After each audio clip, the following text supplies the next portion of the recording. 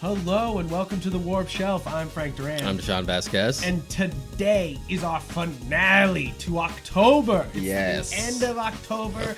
You've been hanging with us all October long, doing the spooks, doing the spooky stuff. If you go back, you can see ginger snaps and why werewolf movies are a rare breed. Yeah, good ones anyway. You can go back and see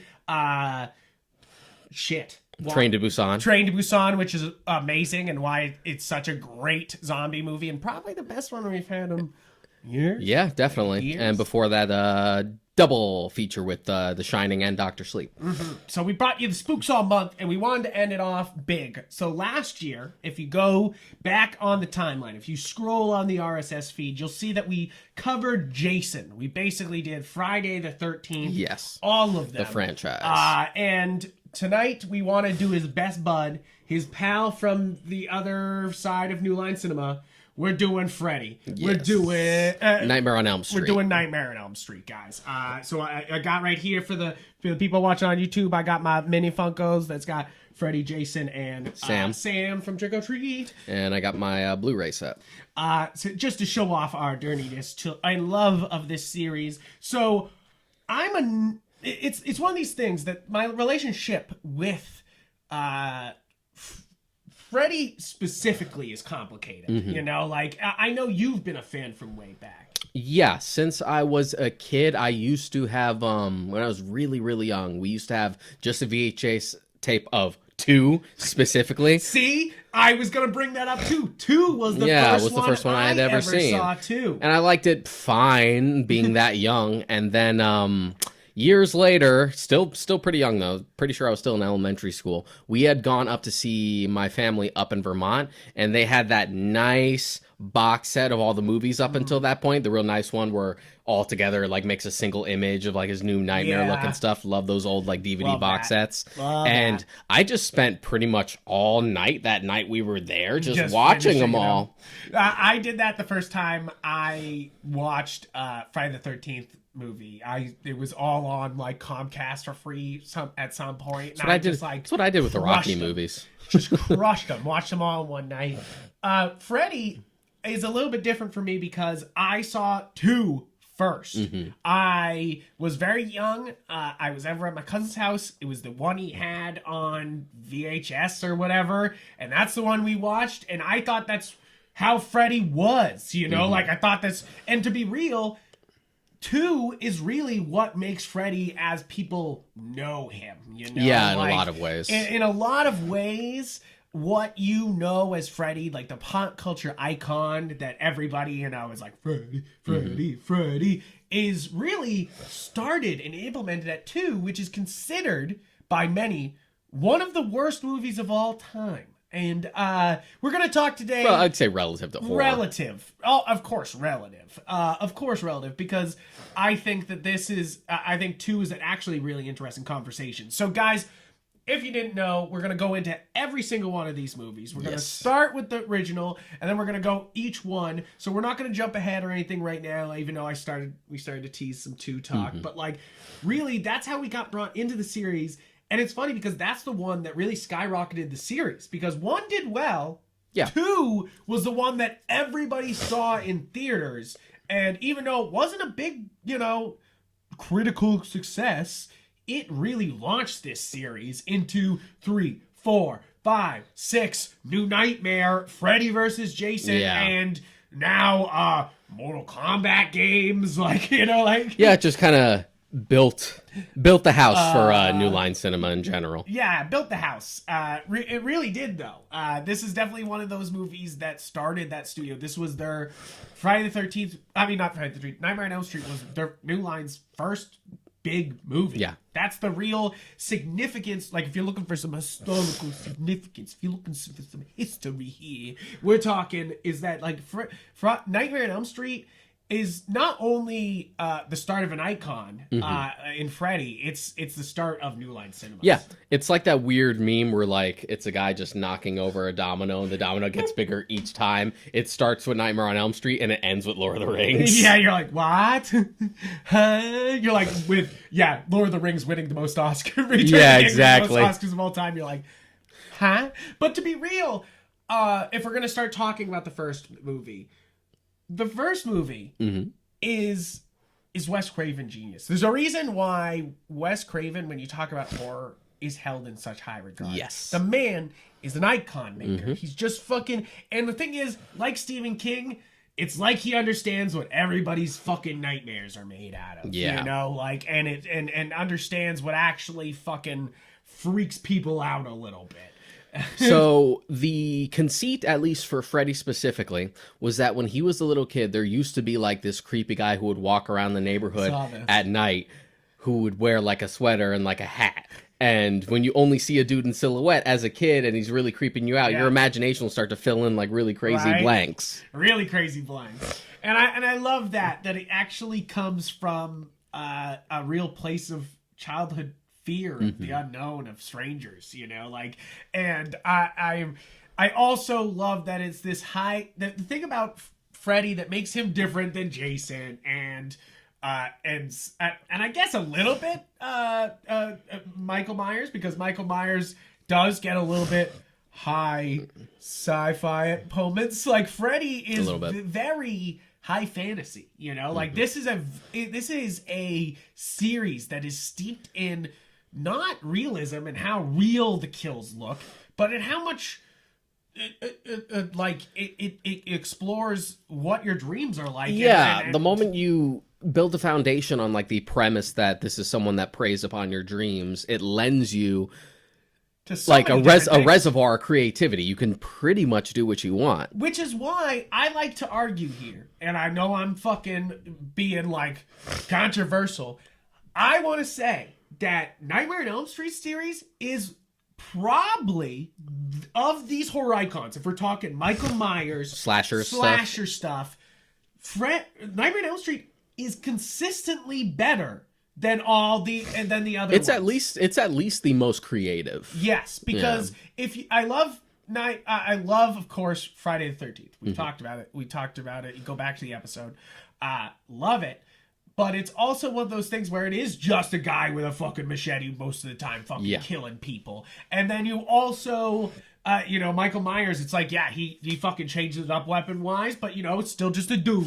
You know, like, with Freddy, there's something different here. Because, as Wes Craven puts it, he's a dream demon. Yeah. He describes him, until New Nightmare, of course, when he changes it up, and it's something darker, something deeper. Yeah, something even more horrifying. But I love the idea of that, though. That's what makes... So that's where that joy of Freddy, that fun of Freddy comes from, is that he is that demon, like that, he's reveling in the pain, sort of thing. Which is what separates it, because Michael is a silent figure, and Jason more or less is as well. So aside from the occasional grunts, you don't really get much out of there in terms of personality. But and I'm not saying that. Obviously, all the sequels, all of them, up to New Nightmare, have Freddy saying absolutely ridiculous lines. Yeah, but at the same time, it's kind of fun. It's one of the things. I mean, that's essentially he makes them sort of like Chucky in a way, where it's like, they like pop culture. I would argue that that's most of what carries the franchise, is Robert Englund specifically, and the fact that you have the dream premise, so we can just do crazy shit and get really experimental. I think that's why this series stands up against the other series better, is because you do have the consistency of Robert. He is so amazingly good and having so much fun with the character. Yeah, and this is a case where it matters because he's just not a dude in a mask. Right. I mean, there's something to be said about the physicality of the different Michael Myers actors or Jason actors, which we've brought up before with the Friday episode. Yep. And I'm a nerd who notices stuff like that. But with Freddy as a presence, where it's you have him, he's there, he's the personality, he's not a silent figure. You sort of need that consistency, which is interesting because you can hear your interviews about Robert Englund thought he was potentially just done after that first one. He thought about not coming back for the second.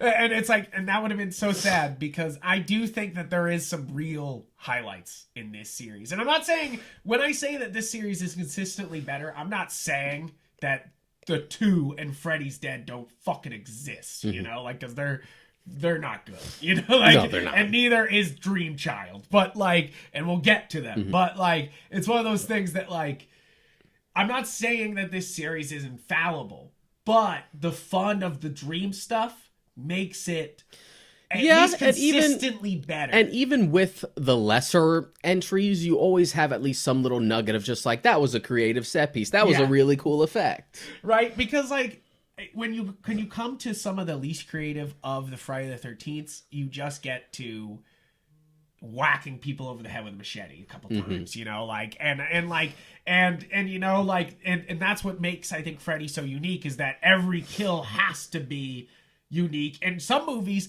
never use the fucking glove at all, you know? No, like, not at all. I kind of appreciate that sometimes, you know? Like, they're like, fuck it, we ain't gonna use the glove. Fuck the glove. They're like, the glove's just there. Like, Yeah, the glove is set dressing. The glove is set dressing. It doesn't have to actually be there.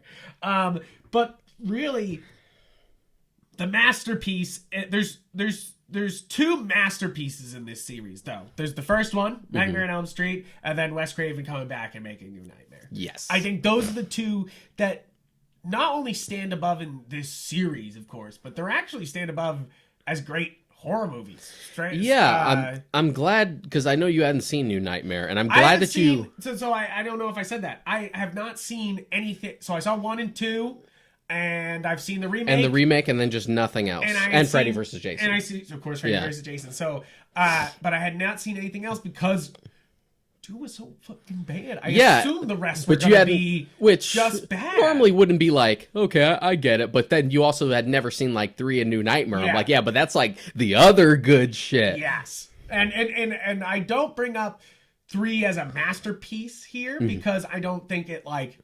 It kind of doesn't stand on its own, but at the same time, 3 is so much fun. It's so well done.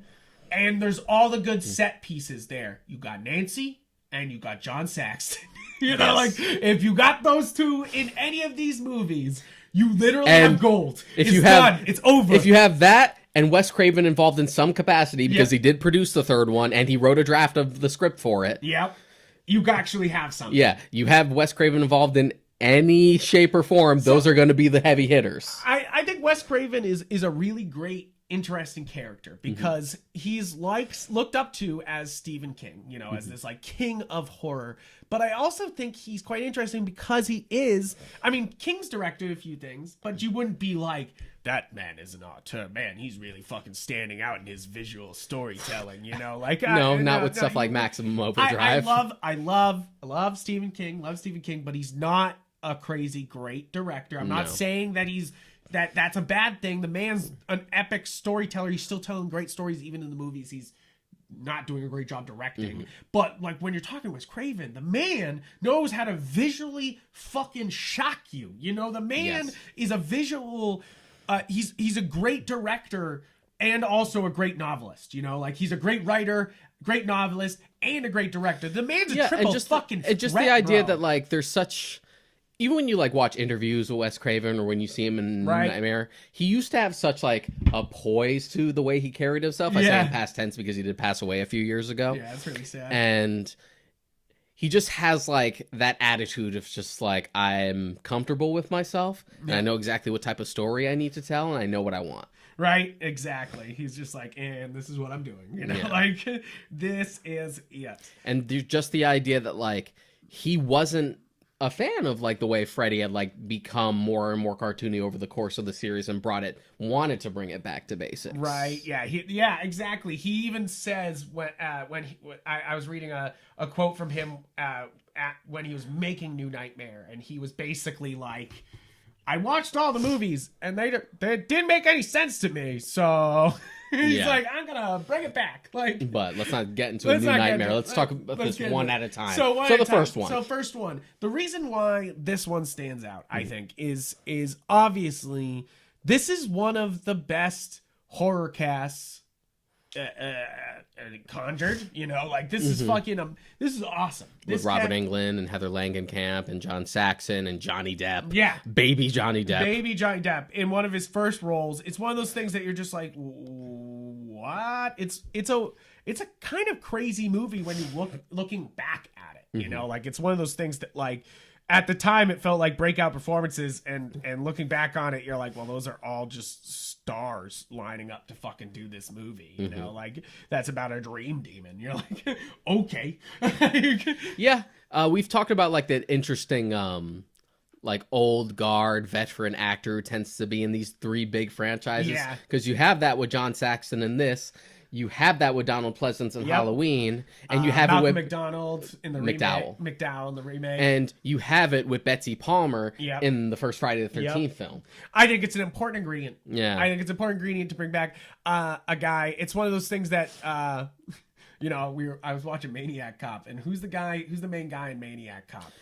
Maniac Cop was the first one was Tom Atkins and Bruce Campbell. Tom Atkins. So Tom Atkins. I love Tom Atkins. I love when Tom Atkins shows up. It's one of those things where you're just like, you're like, that man. you're like, that's a horror icon. His mustache gonna fuck everyone. Fucking everybody up. I was watching Escape from New York the other day, and I was like, I forgot you were here. I was like, I forgot you were in this. Yeah, Lee Van Cleef is in that movie too. It's wild. He's unforgettable. Yeah, well, that's one of those things that Van Cleef is like.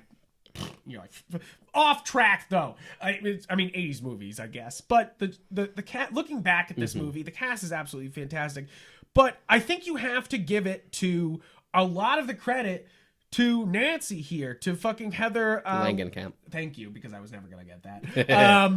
Is that like she is absolutely able. She's one of the best final girls of all time. Yeah, no question. She strikes that perfect like balance of like innocent, sort of like girl next door type, but also, you know, knows what she wants and doesn't like to be manipulated. Right, and like, will fight back. Yeah, you know, she's not ditzy. She's also not a complete like Poindexter or like a buzzkill or anything. Like, she's just a girl. Yes, exactly. And I really love Nancy. I love the way they develop her character in 3 too. You know, it's a nice step, and it's one of those also things. Heather Langenkamp has like the babiest of blue eyes, like the most beautiful blue eyes. Also, it's one of those things that she just looks gorgeous in every update too. It's one of those things that she's just beautiful in the first one. I swear her eyes get bluer every movie. And in New Nightmare, I was like, she looks like this literally was shot like 2 years later, not 20, you know, like you're like, what the fuck? She's beautiful still. Like, what the shit is this?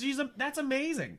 And I mean, there's not enough credit we can give to Robert Englund here. I don't think there's enough credit we can give to him here, because so Robert Englund was sort of like a mild star at the time he had done this. He was mostly known for like TV. Yes.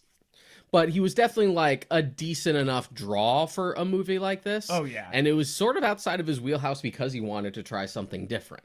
Yeah, it was like, hey, I'm gonna take a step in a different direction, and this launched his horror career for so many movies. Forever. He still does horror movies. So. It's one of those things that Robert Englund. Here's the fucking IMDb number. It's huge.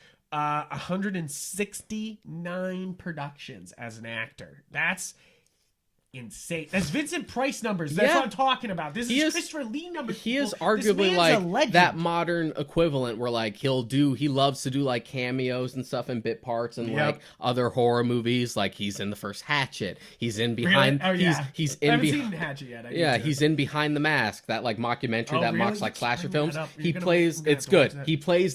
He plays the Donald Pleasance equivalent. Like cool. He's the Dr. Loomis. That's funny. Which is dope. That is dope. Oh man. And yeah, and he pops up in even the weirdest things, you know, even like the bittiest parts, and it's just like the old crazy man, or like, you know, like the guy who knows what's going on, you know, like you're always like, oh shit, it's fucking nice. You're like, oh shit. But it's one of those things that the man really loves this role and understands that this is a role of a lifetime where he gets to kind of ham it up, and the audience is just like, yes, yes, yes, yes. You know, like, can't go far enough. Yeah, don't care. I don't care. He turns into a giant worm and tries to eat people. I don't fuck. Like, let's go. Like, you know, like it's just like he's making a Wizard of Oz jokes. Who cares? We all love him. Oh my goodness. But it's interesting because he's very dialed back in the first movie when you go back to it, especially like in retrospect when you've seen the entire franchise. Wes Craven's original vision is a little bit more held back. I think what I'm saying about like the seeds of who Freddy is, that like joking, saying those quirky lines, saying calling everyone a bitch is like from 2, you know, like it's like, yeah, he does swear some in the first one, but it's one of those things that you're just like the real like bitch. Yeah, like, every time he like cracks wise, it's always like on a very dark tone. Yes, of course. It's never just like, haha, aren't I a smart aleck? But it's literally just like, oh my god, this is God. And you're like, shit. Shit. So the first one, I think, has hands down the best kills in the entire series, probably. It's definitely the most iconic because it's the first one. It's the most it's got the best. It's creative. It's always inspired. Yeah, it's I think wild. It's really head to head with like 1 and 3. Yeah, like 1 and 3 have like those. You're kills. just like, they figured this out. And I mean, I give all the credit to Wes Craven for this, for this whole idea, because it seems like it's such his baby, you know, like it's like he, you know, like that he's come up with this disturbing icon. Yeah, and it's interesting the ideas that he had when he envisioned Freddy that they just couldn't do due to budget limitations that would eventually make its way into other sequels and especially New Nightmare. Like that specific look for Freddy in New Nightmare, which we'll get more into when we get to it, was like the original look for him. He didn't want like the steel claws. He wanted like more organic looking claws. He wanted like the long coat and stuff like that. Yeah, absolutely. I think that it's one of those things that it is creepy, the concept of Freddy, because really he is it's kind of fucked up. He's a pedophile. He's a pedophile murderer who literally was kidnapping kids and just murdering them off, and then gets off with it like because of a technicality. And in court, so he literally gets caught and then put in court, and it doesn't matter, you know, like, and of course, then the parents step up and kill him, and to take revenge, he kills their children. Like, and I like that. I love that idea because it's so urban legend. It is his first thing is that like Wes Craven understands urban legend here, you know, like he's understanding that these stories get passed down from, you know, generation to generation, and also that idea of just like the really like what do your wholesome looking suburbanite neighbors have actually, what is the fucked up shit that they've done before. It's crazy. It's one of those things that like he's tapping into a lot of truths here, which is why, you know, you kind of bring up Stephen King is like, I feel like sometimes Stephen King gets to the root of like some fear here, and Wes Craven is doing like, the same. New England kind of fucked up though when you think about it. It's kind of weird though. And I think that Wes Craven's tapping into a lot of different fears here. Fears of what have your neighbors been up to? What is happening in your dreams? Like what are dreams in the first place? And you know, this like kind of urban legend boogeyman stuff. Yeah, you know, like and it's interesting because of course like the molester aspect of Freddy was always there as a subtext that they wanted to go farther with, but they couldn't because New Line was just like, no. But at the end of the day, it actually works better in its favor that the implication is there. Is worse. And you have like the symbolism, like just like the famous shot of Nancy in the tub and his claws come out, but Walton's like right between your legs. It's a little bit just sexual. You're like, and that's what I think that's important to talk about when we're talking about Nightmare on Elm Street, is because sex is used in a different way here than because in and I think that's why you guys come to the shows that we're going to deep dive on these differences is that Friday the 13th is punishing sex most of the time. Yeah. Sex is on screen, you're punished for it. Bad, you had sex, bad for you. And in even Halloween, it's very much like teenagers having sex. He hates that, you know. Like, but here, Freddy is the sexual being almost, and that's what brings up a lot of things moving forward. Is that not only do you have the scariness of his pedophilia and his murderousness, but also that he just doesn't, you know, like he he is creepy. He is a fucking like sexual Predator.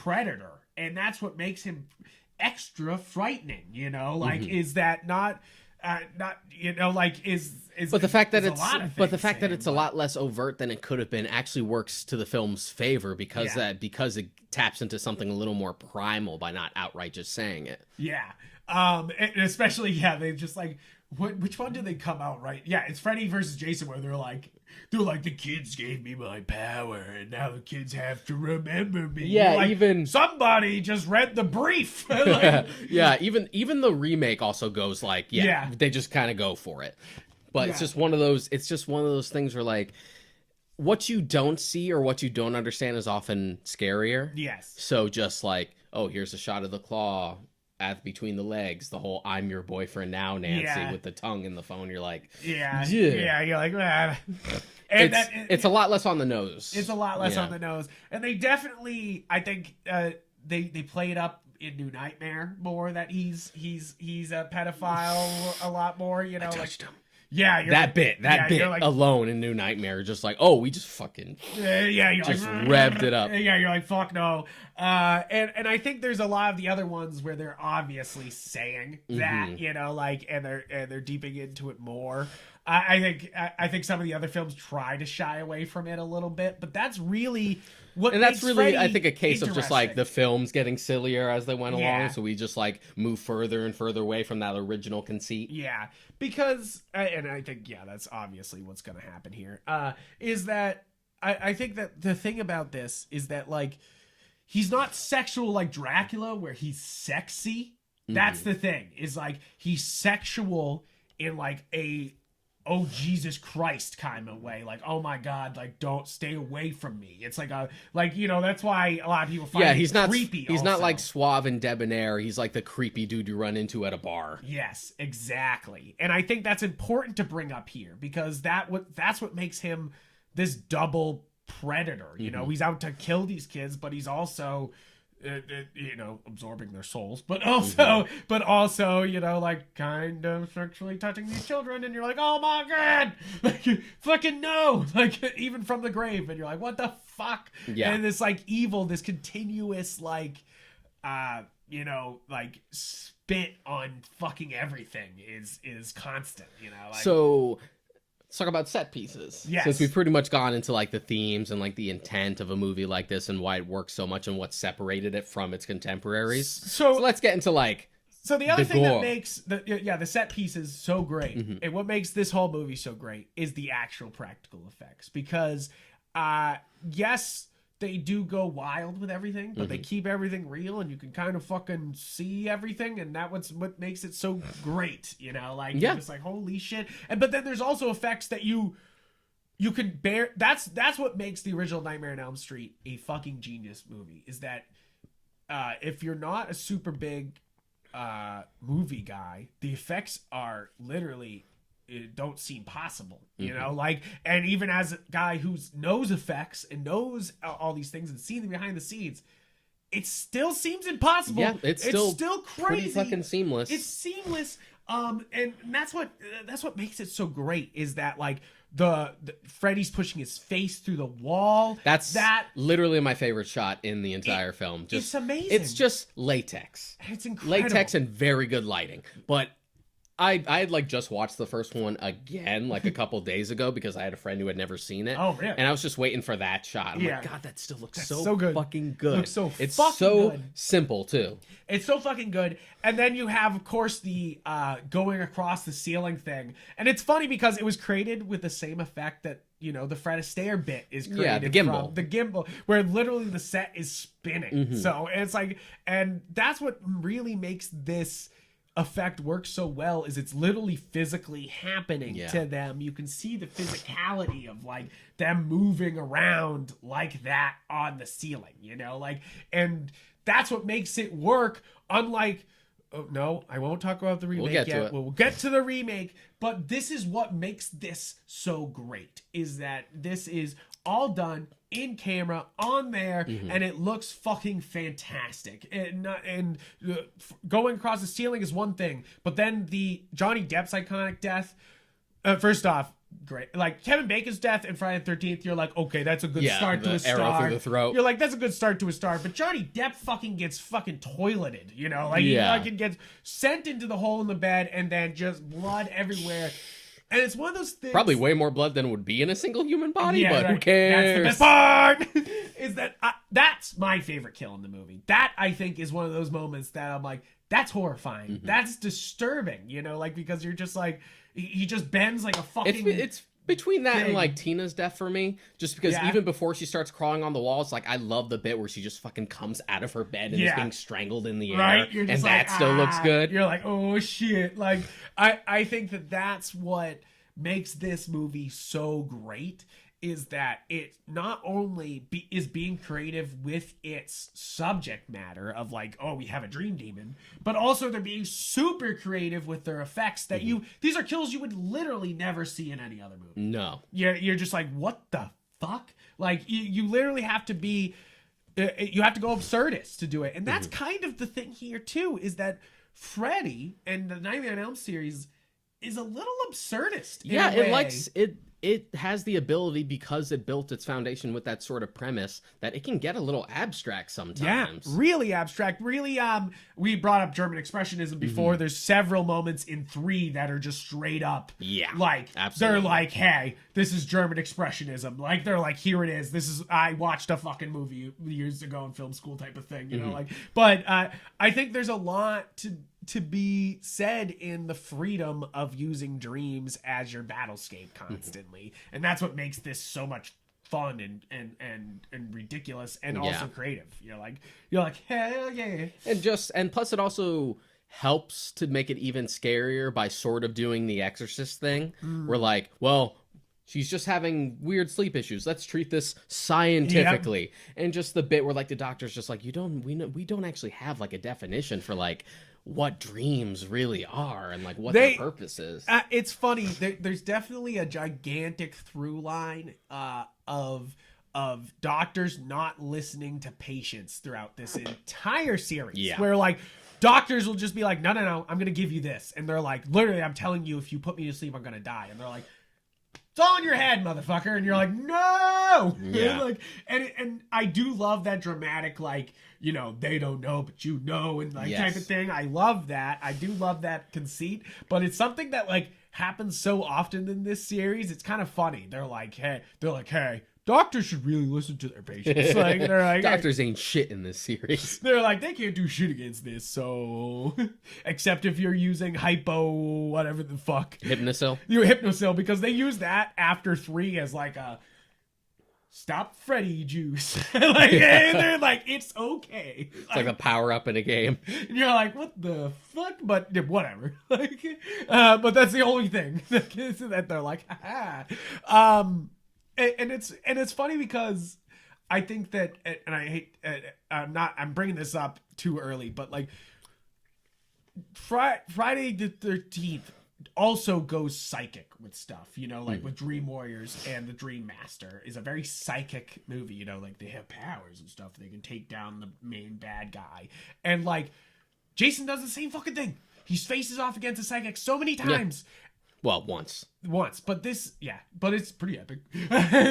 And this is, I feel like it's always done better here because they're not really like breaking the rules of the universe to do it. They're not like, it's psychic. That is part of the reason why I think people have a big beef with 2 as well, because it has that big segment where they kind of break the rules. Yeah. Where he's just killing kids at a barbecue and you're just like, you kind of like rubbed away like what made this special in that one moment. I kind of love that, but at the same time, I don't mind that set piece, but I get like it's like you broke your rules. You broke the mojo. Yeah, you broke the mojo. We talked about Dan Slott talking about mojos before, and we'll always bring that in. Is that I think that's the problem with Freddy, is that there is later in the series too many fucking mojos going on. They're like, oh, we got this, but he's also this, and he's also this, and he can do this, and you're like, dial it back. But in the first one, again, there's only the one mojo. You know, he's in the dreams, like, he's dead. He doesn't crack that many jokes. It's mostly just like dark circumstantial humor as opposed to wisecracking. Yes. Like, he doesn't even talk as much in that original film as you think he does. No, it's really, he's quite silent.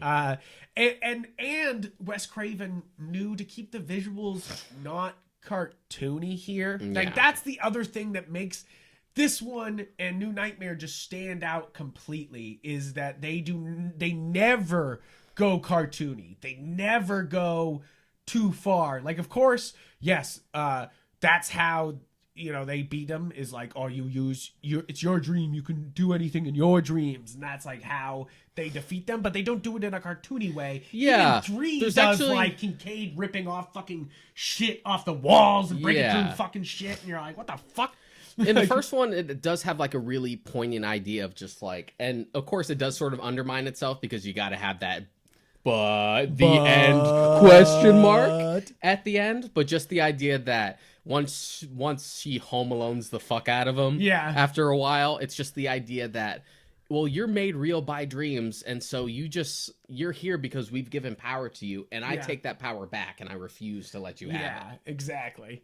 And I do love that idea too. It's a little, of course, it's very you know, like, because that, like, oh, we could take the power away from him by not believing in him, you know, like, which is, it's very It Chapter 2 specifically. And I think that a lot of people will see Freddy and Pennywise connections here, because there's a lot. I feel like you can't, I don't think you can talk about Freddy without Pennywise existing, you know, like, because when was the first It book? Is that 19 something? I don't know. I think was like 80s. This would have been 84.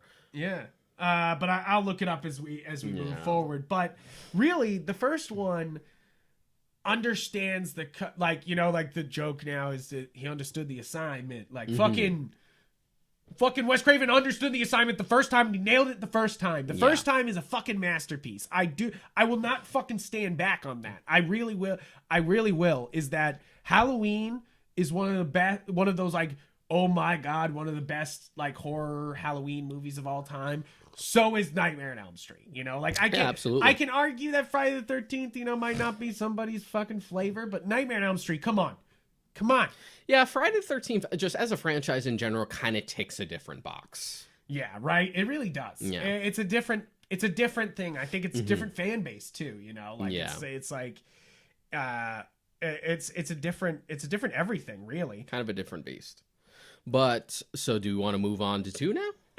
What are we missing anything? Because I know we've been talking about it for a while. Well, we talked about, like, the themes and the intent, and you pretty much nailed it with the, like, Wes Craven understanding the assignment. We pretty much talked about all the set pieces. Nightmare on Elm Street? I think it's 84. Huh? Because it's saying 86 is it. 84. Yeah, 84. Oh my god, I was talking shit, but maybe. Did fucking Stephen King steal? We know Stephen King is a big horror fan, and he loves Wes Craven. I know they were buddies. They were like they were good. They were good to each other. You know, like I didn't. Oh my goodness, maybe it stole from Freddie. A little bit. That book is a brick though, so who knows how long it took him to write it probably took him fucking like 5 years or something like that. Then again, he pumps out like 6,000 words a day, so maybe not. Wrote in like a week. Yeah, he's like, whoops, it's what? done. Huh? But really, I can't emphasize enough that, one, even though a lot of people, you know, stay away from this series, stay away from slashers in general because they're not into gore or whatever, I always recommend this in the original Halloween, even if you're not a slasher fan. You know, like, this is quintessential stuff. You know, like, and sure, I think Friday the 13th also stands on its own. But Friday the 13th sort of like leans into those tropes that you might not like, like just by osmosis of like knowing what the slasher genre is like. And this is different in a lot of ways.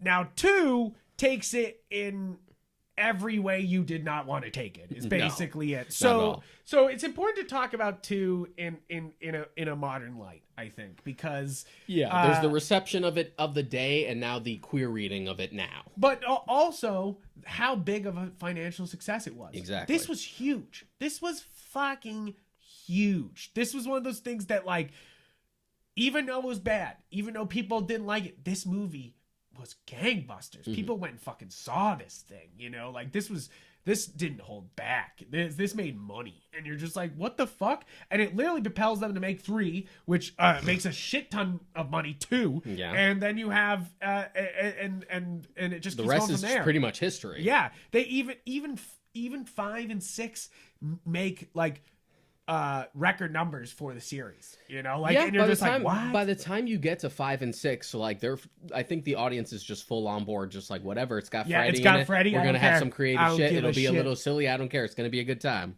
Exactly. They're like, I don't give a shit. I'm in.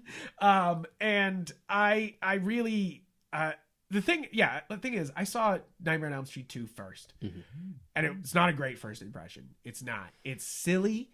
It's wild.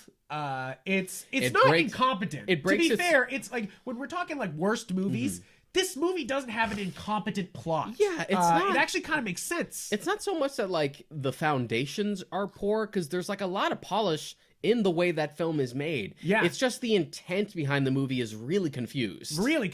And I think that's so what I did for this series is that I didn't want to put myself through Nightmare on Elm Street 2 again, and I watched under your recommendation Scream Queen, My Nightmare on Elm Street, which follows Mark Patton, and he is the star of 2, and kind of, you know, what his journey has been since this movie came out. And it's very, very interesting because a lot of people say this is the biggest budget gay movie of all time, is what a lot of people will say. The biggest gay horror movie of all time. Yeah, you know, like, it's funny because I remember when they announced that documentary years ago, I was interested in it because I had heard that reading for Nightmare on Elm Street 2 for years before that like documentary came out. So I'm like, okay, so the fact that we're going to get a movie about it to really like dive into that culture and like the way it's been perceived and the way then versus now is very fascinating. And the way it's kind of been an empowering movie for a lot of people, you know, like, is that like, it's funny because a lot of the cast were like, I knew right away on casting day that this was a gay movie. And, you know, you talk to Mark and he was like, I didn't know until the very end. And, you know, I didn't know until it was out. And then people were like, you can't play straight. And he was like, what? Like, he was like, wait, what? Yeah. And it's really sad. He has kind of the same situation as, what's her name from The Exorcist?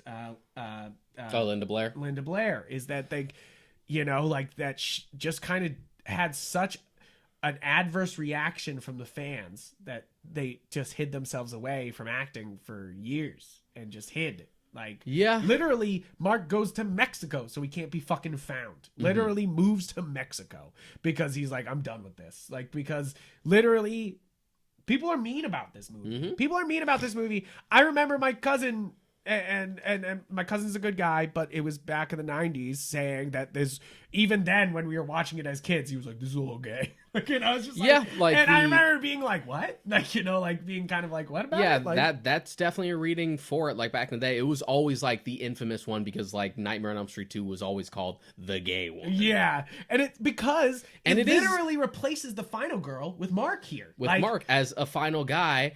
And it's very homoerotic in the a entire way, time. There's not many other movies that replace the final girl with a final guy. Not many. And do it as a hero thing. Yeah. You know? Like, because I just watched Night of the Demons. You have the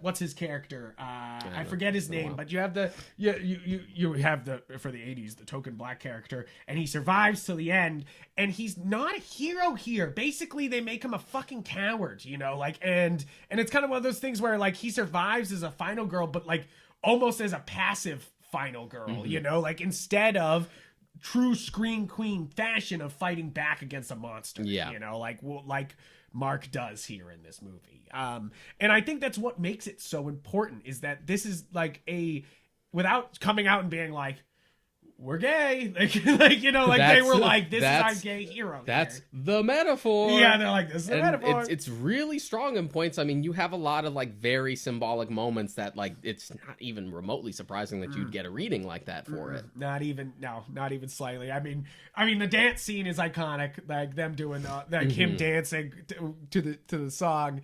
And I remember thinking that song was terrible. I remember being like, this song is awful. Like, this is awful. Why is he getting so turned for? like he's getting turned to this awful song.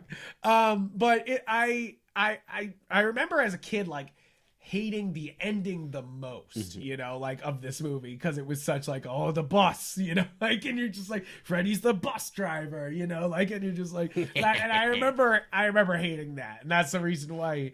And I think the number one thing I still hate about the movie, and it's not, so I'm not saying this movie's bad, because really, like I said, there is really good foundation here. There's I think Mark actually does a great job. I think that there's not, I think a lot of people criticize him. There's very good effects in here. There's like a lot of creativity. It's just, it's sort of jumbled and all over the place, and again sort of breaks its own rules. So like, just to clarify, like, I don't like Elm Street 2 either.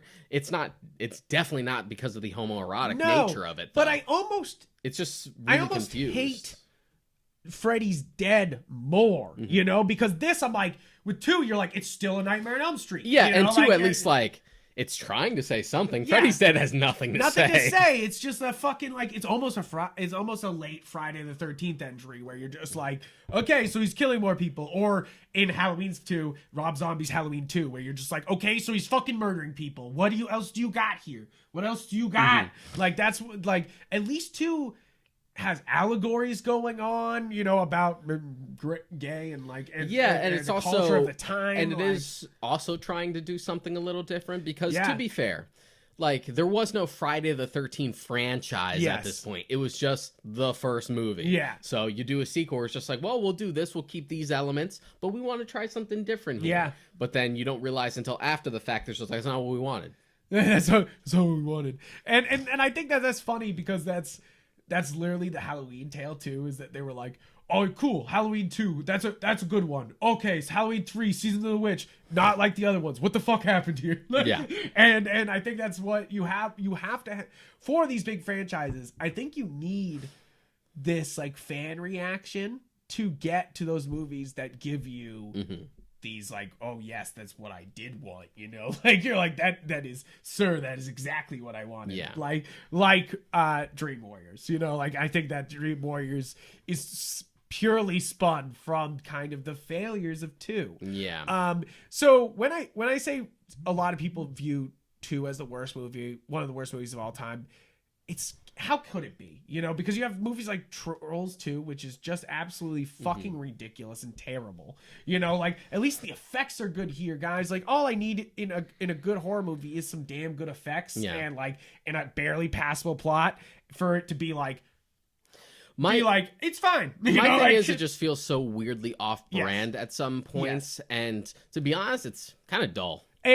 See, that's the thing, is that I think that the guy directing it, what's his name? I'm gonna have to look it up. But basically wanted to do something different, and that's the problem, is that Wes Craven kind of fucking nailed it the first time, like, he understood it. He created it, so he fucking understood it. And like, it's not like he didn't leave it in a place where you could, follow through and just keep it consistent. Yeah, right? He kind of left it, like, not able to do anything, like, you're just like, like, it's done now. So they had to kind of reverse things, and you're like, okay. But Jack Shoulder is the director, and he doesn't have a big career here, but he's famous for Arachnids and Renegades and like a lot of stuff like that. And I think he's actually, but he also made Mortal Kombat Conquest, so he'll never be forgiven.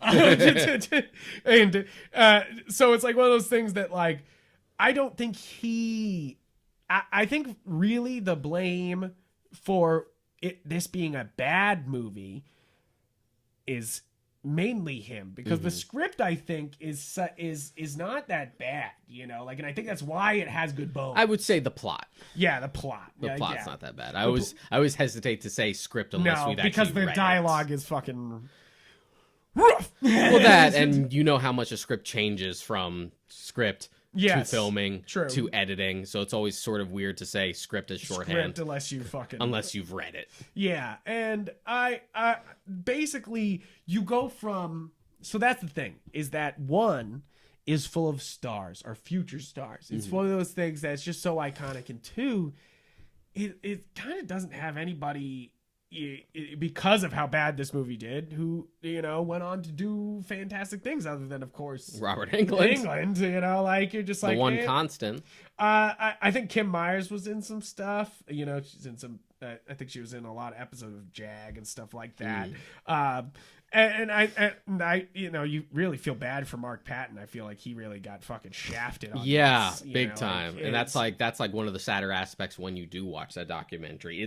It's hard, even if you hate this movie, not to feel a little bit of empathy for it once you've like watched the documentary. Once you watch the documentary, yeah, I agree. But it's also cool that it has found like a whole new different audience that appreciate it, and that just kind of speaks to like the lasting effect of art in general. What might not resonate of the time might resonate for another generation later. Exactly. I think that's what's that's why you have to preserve film. I don't know if we say that enough on this podcast, but that's why you have to preserve film. You literally have to keep these things around because, sure, some of these stuff will not hit you or this audience, but it will hit somebody. Yeah, and it's you and gotta some keep films like this will last and they'll evolve into mean something different. Yeah, exactly. To different people. And I think that's what 2 has done. It's gone from being the worst movie of all time to being the gayest high budget movie of all time. You know, like, and you're just like, hell yeah, fucking get it. Like, and it's like, and that's exactly it. It's like, I don't think this movie could have been made now. You know, like in the way it is, you know, like, and I think that's what makes it so unique is that like I don't think it could be made like this again, you know, like, and that's what makes it a unique movie in its own right. It's kind of a timepiece. It's like, whoop. Yeah, so it's just one of those things where like, even though I don't enjoy watching it, I can appreciate like the way it's evolved. Yeah. So next up is actually, I had to message Deshaun after I finished this movie. I finished Nightmare on Elm Street 3 and I go, Deshaun, does Nightmare on Elm Street 3 slap, bro? Yeah, it's the best one. I'm like, it's always been my favorite. It like 3 is, I mean, 1 is I think the masterpiece, and I think New Nightmare is also masterpiece. Like caliber. It's pretty close. It's pretty close. 3 though, really fucking. This is it. This is like if this is it. You know, like it gets Freddie. It has fun things to do. Great special effects. But it doesn't go too far into camp. It still remains scary. They bring back Nancy. They bring back John Saxon. Like they bring back the best of the best. Wes Craven's producing again. Like we said, this was co-written by Frank Darabont. Yeah. Fucking weird. I think that's one of the weirdest bits here is that this is one of an early Frank Darabont, and if you know us, that's the one of our first episodes of this Warp Shelf podcast is talking about the works of Frank Darabont, and it's like, and it's so weird that this is one of those, you know, like you're like, well, okay, but that's what makes this is that this is actually a really good script. This is actually like really solid. Like it has a good idea. It executes on it. It's basically the idea, a better idea for a sequel, because basically Freddy's Revenge is just that. Freddy just killing a bunch of fucking kids. Yeah, know? Like, this time it's like, hey, whatever. This time I'm going to prey upon the new family that lives in this house. Exactly. But then you have the real actual sequel idea here in Dream Warriors, where it's like, what if these kids who are being haunted by Freddy for being the last of the Elm Street kids fight back in their dreams and are the Dream Warriors, you know, like fight back, have these like dream powers. Like, but they're also troubled youths. Yes. So they're in a mental institution, and we're going to have it take place there. And the superpowers here, yes, it feels 80s. Absolutely. No question. Yeah. No question it feels 80s. But they're very down to earth most of the time for dream powers, that nothing goes too far. And plus it's all like, psychological, like... It usually like the wizard. He's like, and he tries to like he's the what's the kid's name? Yeah, he's the wizard. Yeah, and he tries to like zap Freddy. Freddy just kind of brushes him off. So anything that is ridiculous, Freddy realizes just kind of nips it like, in the bud. He's just like, that's ridiculous. Let me fucking get rid of that shit. And I I really did. I love this movie. This was one of those things that like propelled me through the rest of the movies because I was like, this slaps. Because it was just this like, is it was carrying the sequels. Yeah, I was like, Jesus Christ. And it made me be like, okay, this is what you do for the sequels, like, and I think Dream Master is a great follow-up actually to this movie, like it actually does a great job of being like, hey, we're going to connect it. And then also kind of like, oh, but these are the last of the kids, but build up this other person. I think Dream Master's not as bad as a lot of people make it out to be, like. No, it's not. But as far as like the sequels are concerned, like you peak with 3. New Nightmare's sort of in its own little bubble because it's not technically a sequel, but it is sort of like, because it goes that meta route. Yeah. But amongst the follow-ups, I guess, like 3 and New Nightmare are the 2 best ones. Yes. Yeah, absolutely. So we bring back... But 3 is... 3 is fantastic. So we have it set at the mental institution. We have several compelling leads. We have Lawrence Fishburne in one of his earliest roles. Yeah. So early in his career that he was credited as Larry Fishburne. Yeah, right. You're like, Larry? You're like, Larry? Larry? You're like, who's Larry? I thought that was so funny. I was like, Larry Fishburne. I was like, is that his father? No, I'm just kidding. I knew it was him, but yeah, it was one of those things that you're funny. like, what the fuck? But I love it. In a way, it adds a lot of star power to this tiny little role, and you're like, what the fuck? Yeah, this is another start of just like, oh, that actor's big now. That actor's big now. And I think that's what is wrong with a lot of the remakes in horror movies is that they never bring out the best of those actors of the time to try to do these horror movies, which is what the 80s was doing. That 80s, they understood that if you did a monster movie, you could have a franchise, and that's money. And I don't know if that's the way it is anymore. It's definitely not the way it is, but it's like in Nightmare's case, it's mostly circumstantial, only because like Rooney Mara, that's about it. Right. You're just like, wait, hold on. But it's like one of those things that like a lot of those, other than the Friday the 13th with having from Supernatural, what's his name?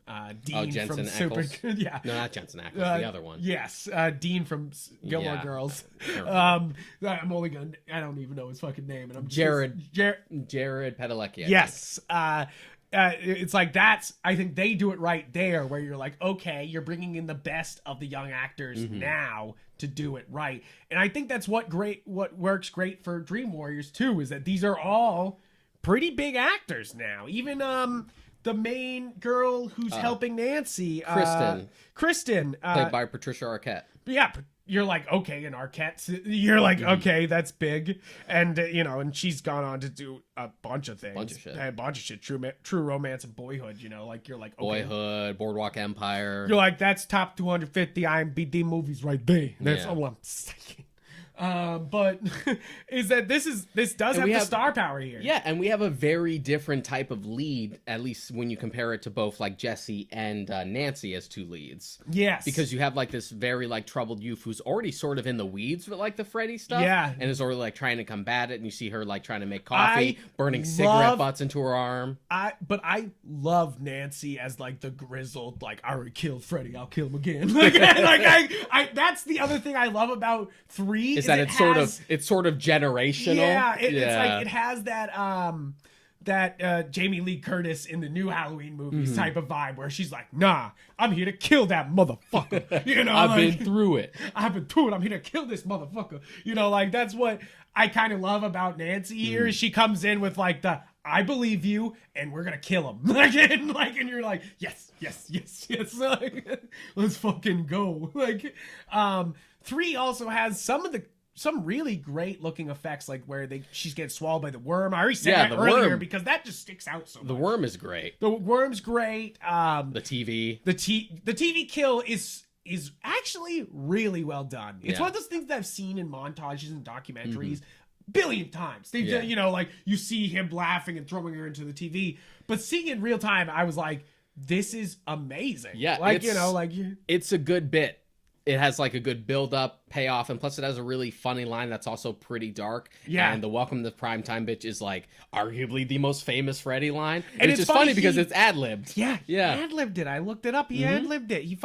He said other lines a couple times and they combined some other lines later, but Yeah. like he basically ad-libbed that one, and you're just like, what the fuck? That's what's on t-shirts, you know, like that's on what his little like toys say when you press his back of them. You're like, holy shit, that's one of the biggest lines, and you just fucking off the dome. Yeah, You're like, but just the way these kids are treated, and we talked about how like there's a running thing with the doctors not believing these kids, and just the way these kids are treated is like really fucked up. Yeah, and I think that it's one of those things that like it's great teen media in that aspect where it's like see, there's not many great teen movies sometimes, you know, because they usually treat teens like idiots or they're just cattle. This is Dream Warriors is a great example of how to use teens well and keep it interesting without it feeling obnoxious. Yeah. And it's one of those things that like you know, you're just like this is so well done. It's like a teen movie, but you can't show it to most teens because it's a hard and R. They're all interesting. They all have their own like woes and issues and how such. fucking good is the puppet scene? I was just about to bring that up for one of the kills. All I'm gonna say is how the good marionette. Is it's great. Oh my god, it made me so uncomfortable. It makes you so aware of all your fucking veins, baby. You're just like, no, I don't got those. No. You're just like, fuck no, please. No, I don't want to think about that. Like, this 3 has some of the best kills in the entire series. It works in the same way that the first one does, where it's like it preys on some really primal fears, except it takes it even further than the first 2 films did. Yeah, I think just like there's a lot to be said. That bit where he like transforms into the nurse to seduce Joey to trap him. Right, you're just like, yeah, right. You're like, I knew what was happening almost immediately, and I was uncomfortable the whole scene. It's like, or the moment where it's the kill with the syringes. Yeah. You're like, oh. And the fact that, like, her track marks show up as little mouths, you're like, oh. Yeah, the effects. Yeah. Again, the effects, so good. You're just like...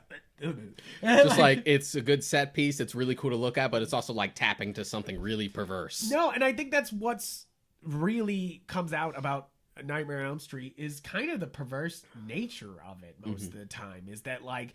but also, I think what comes out in all of these movies is kind of how our dreams are sometimes very common, very collective, like very much the dreams you see in all these movies. Yeah. You've had one of them. You've had the falling from a plane and waking up in your bed. You've had and I'm bringing up, I think is that 5 or Freddy's dead when the fucking house is up in the air and he's riding around as the Wicked Witch. That's Freddy's dead. Yeah, and I was like, are we really fucking doing this? When that happened, I was like, is this really fucking happening?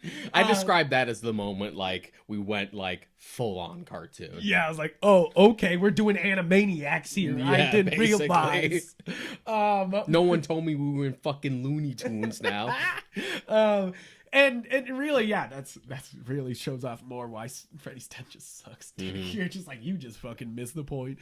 But like, really, there's lots of great like dream examples here that are real things that you and I both have had. You know, like it's one of those things that because of my legal drug use in the state of Massachusetts, I do not dream much anymore. So, but I used to dream a lot. I used to have lots and lots and lots of dreams. Yeah. And now it's my case where like I dream about something and then don't remember it unless it was either sexy or wonder how that works. Or really disturbing and like scary. Both of which, like the 2 recent ones I can remember, I've written down somewhere. Yeah, I can't put that somewhere. This is good. There's I'm good shit. This. There's good shit. And I do think that there's a lot of power in dreams, and there's a lot of power in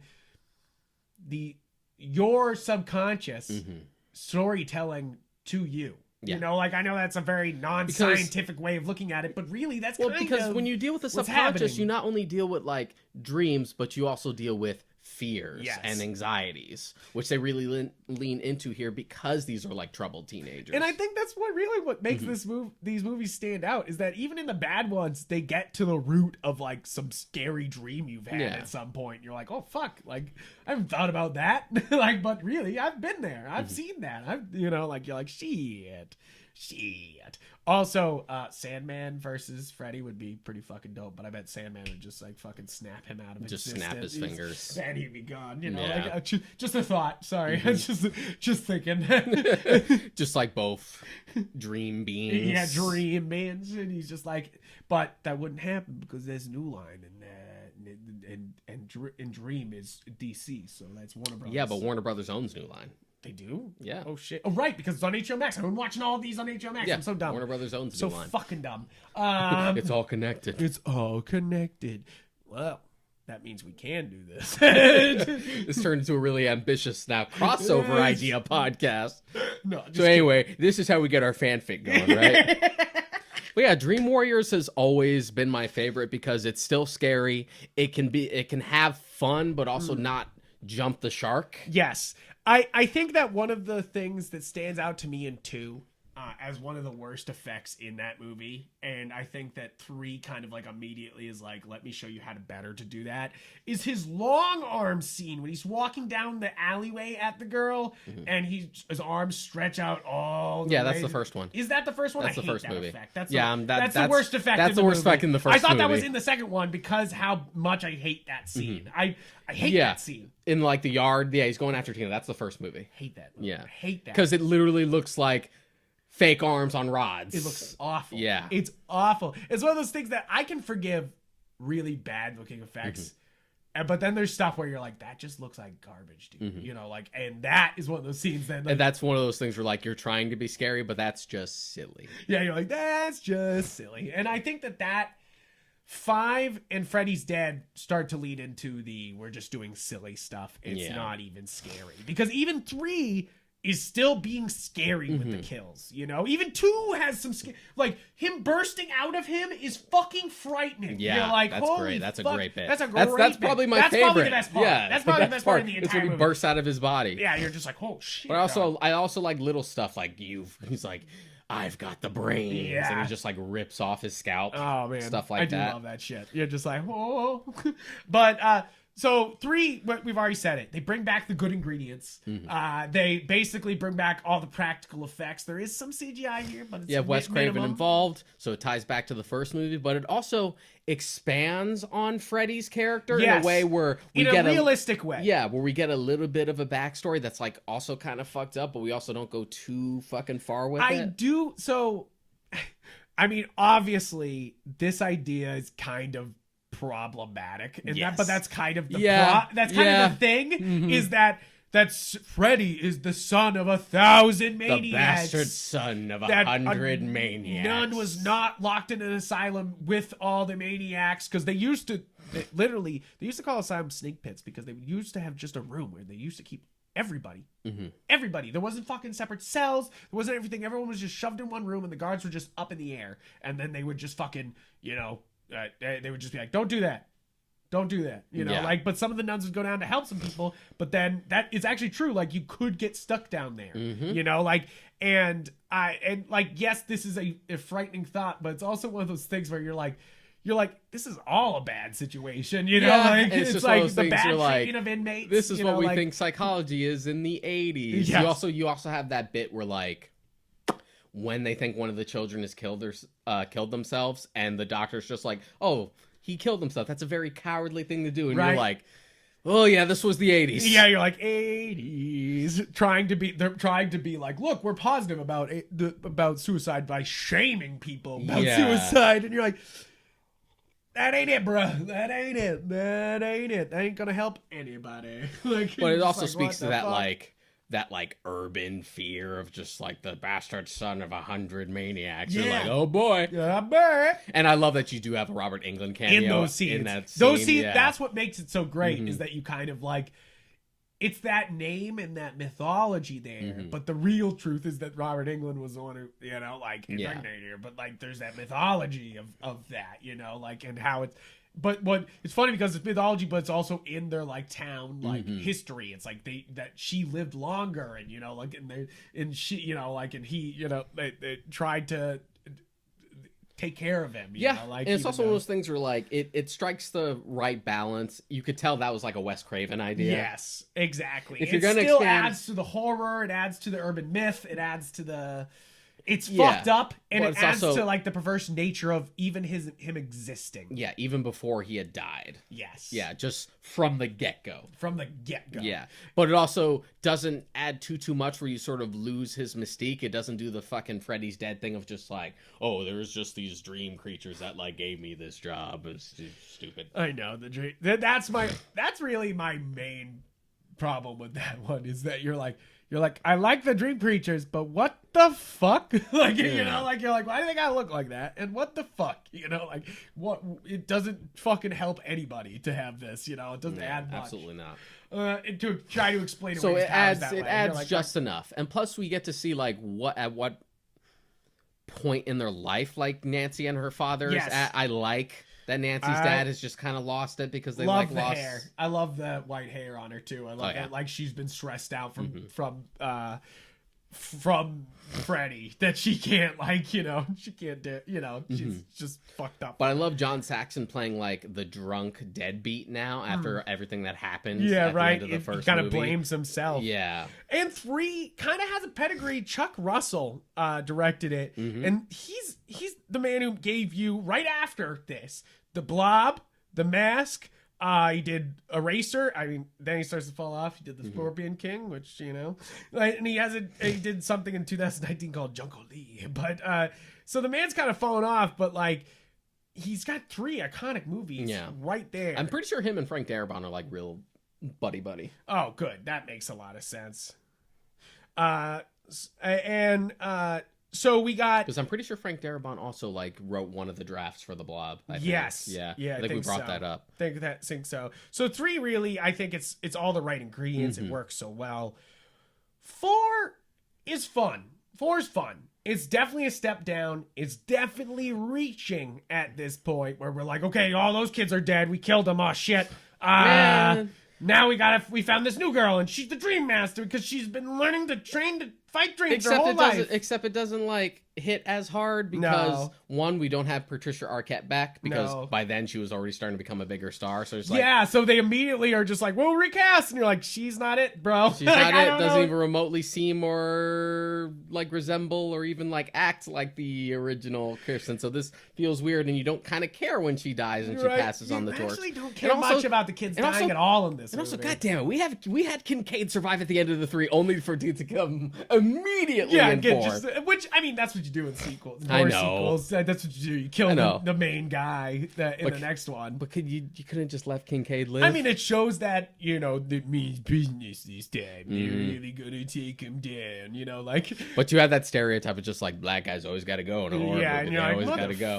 Like, just like in 3 is one of those exceptions. I don't think we said it. I do like the way they take down him in 3 with the holy water and like the skeleton fights back, and that's definitely one of the more silly effects, but it looks good, you know. So you're like, I'll take it, you know. I think. I like that he loses to the skeleton. And I think fighting skeletons in general has kind of become like a silly idea now. Yeah, you're like, we might need to work on that. It's not really scary. So hold on one sec. So 4 is Dream Master is hold on one sec. Welcome back. We're doing 4 Dream Master. So Dream Master, we've already kind of said. We were talking about like me being salty about Kincaid and stuff like that, and like the new actors, we get it sort of establishes the stakes immediately.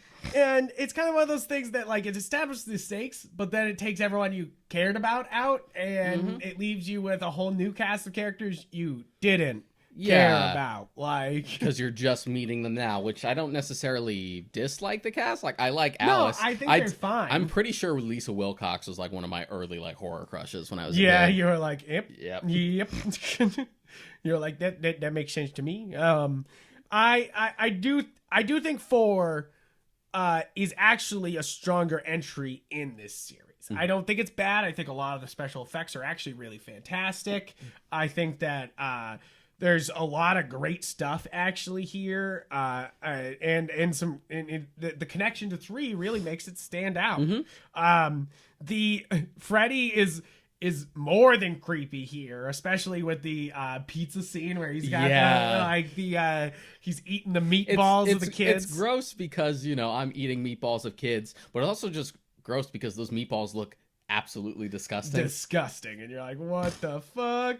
I do think that this is one of the, like, I think this falls into the same trap as that Friday the 13th with the psychic, you know, like where it's just like, okay, now we're playing with some weird shit, you know, like, and I think that's why you this have to be the dream master. Yeah, I think it's not saying that you have to have characters you knew before in a movie, you know, like that. I'm not saying that with these sequels, because 4 does still work, but it definitely makes 4, 5, and 6 not work as well when you don't have any of the returning, like, Elm Street survivors, you know, like, and 4 does work in that aspect where they do bring in some of the 3 people and you're like, hey, I care about those people, and then they're just like, nah, now we're back to killing random ass teens, you know, like, and you're just like, sure, okay, you know, which is fine, you know, that's what every other slash series does, but it's just one of those things where, like, I felt like we moved away from the lore and then we came back to the lore, and now you're moving away from it again. Moving away,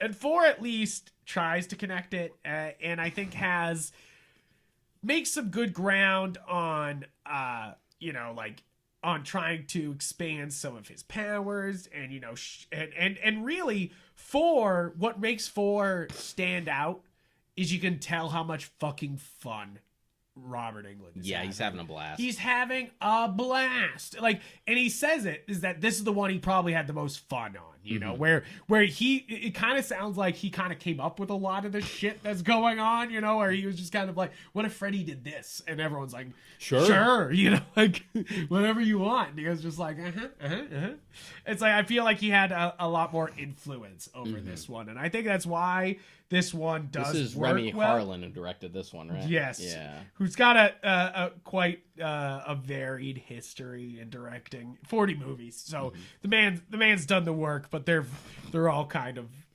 rough. Die Hard 2, you know, you're like, not the good Die Hard. Die Hard 2's not bad, but Die Hard 2's not bad, but it's of the same that thing. original trilogy, it's I mean, the Long worst Kiss one. Goodnight's pretty good, and Yeah, I like I Long watched Kiss Deep Blue Goodnight. Sea the other day. That was at least That's a something. movie. That was something.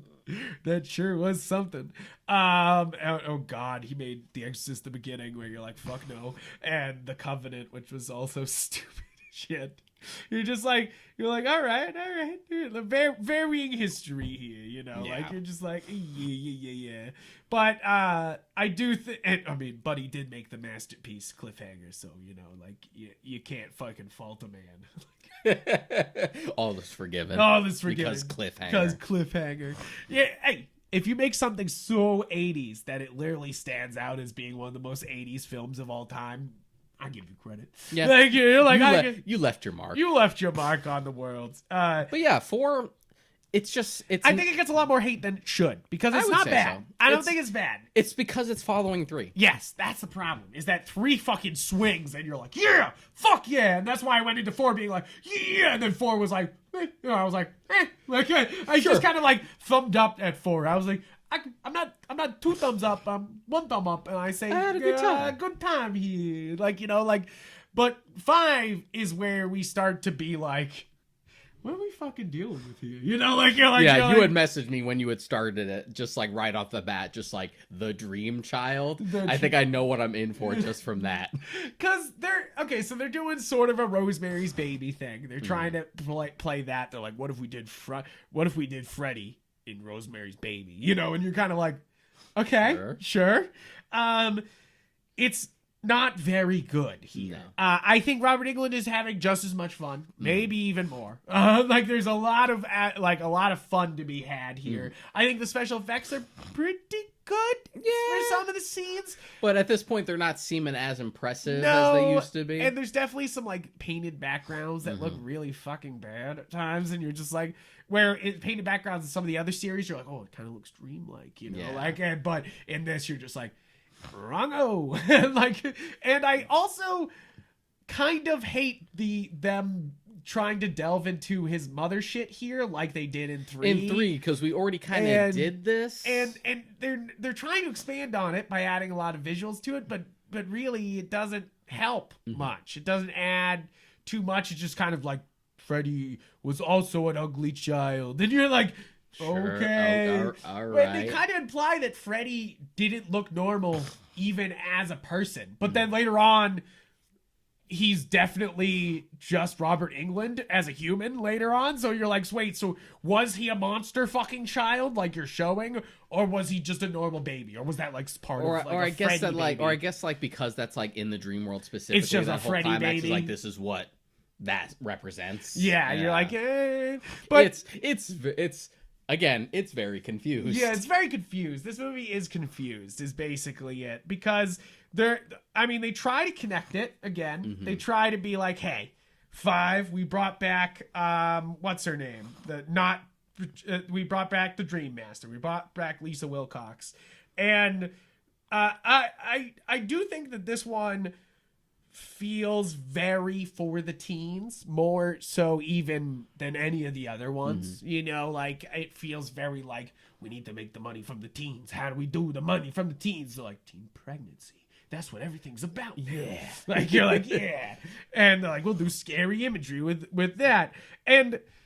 But it's so damn confused because even when I was watching it, I was like, wait, so that's supposed to be Jacob? That's her baby? But now in the dream world, he's a grown 6-year-old? Like, you're like, but he's... Also, hey, that's the kid who would eventually be in Jurassic Park who Alan Grant would terrorize with the claw. Yeah, right? You're like, whoa, what? It's just very confused. Very but confused. it has some like kind of cool elements. Yeah. Like it has some decent effects. I kind of like that they go real like MC Escher with it at points, like the way the dream world looks. And I kind of like the idea, like especially after 2 trying to be like, hey, this is like, oh, look, he's turning into Freddy. It's like, I like baby Jacob being a small Freddy for a bit there, but then he fights him. You're like, that's kind of cool. That's a cool idea, but it's also kind of like, but how, like, what is this child? Like, you know, like, that's what's so confusing about it. You're like, so it's the fetus in a grown-up form dreaming about itself. You're like, what the fuck is happening here? Yeah. You're like, or is this the mother's image of this child? And for some reason, Freddy can give it power. I'm like, what the fuck is happening? What, you know, like, I don't know what the rules are anymore. I'm like, what the fuck? Yes, this is the movie where... So 3 starts to be like Dream Warriors. That's our other mojo now. And 4 being like, what if there was a super powerful Dream Warrior? And then... Which, you know, isn't too much of a stretch. The dream child, though, is like, but what if Freddy can possess babies? And The baby's also the child of the Dream Master. you're just like, like it's weird. Yeah. It's just a weird movie, and it's really the start of the true decline. You know, like where you're like, they don't understand Freddy anymore. They don't understand what's making this series work. And 6 is absolutely like no one fucking understands how any of this fucking works. And they're like, we're just grasping at straws. So we moving on to 6? I don't know. Do you have anything else to say about the dream child? I hate the giant Freddy bursting out of the floor, by the way. That's when I knew how bad of a movie I was in for. When she's like fighting the church and like he's being reborn and he's being like a big Freddy coming out of the ground. I was like, good effect, but also what the fuck am I watching? What is that? You're like, what in anime bullshit is this? Like, I definitely felt like, what the fuck? Like, it was definitely a big what the fuck for that whole fucking thing. Yeah, let's move on to Freddy's Dead. This is the start of where they start getting rid of Nightmare in Elm Street in the title. Like, they start just getting rid of that. Now, either the titles have to have Freddy in it or Nightmare. That's what makes it a Freddy movie. You know, like they have to have those in there. We don't want to limit ourselves to this one town. So, Freddy's Dead is trying to recapture 3.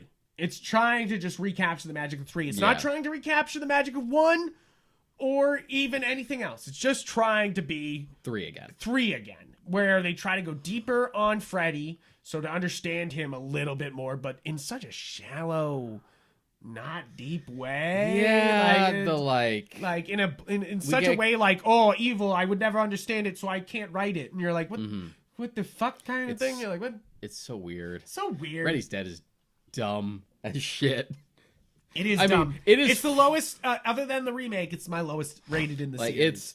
I can watch it because it's stupid, and I Yeah. can at least find some enjoyment just out of that because it's just so fucking ridiculous. You know, But, like, how not scary is this movie? Not at all. Like, Freddy definitely steps back from the scary after 3. I think 4, 5, and 6 struggle with trying to be scary Freddy. They just kind of are like, dream Freddy. It can be wild. We can do anything. Blood everywhere. Blah.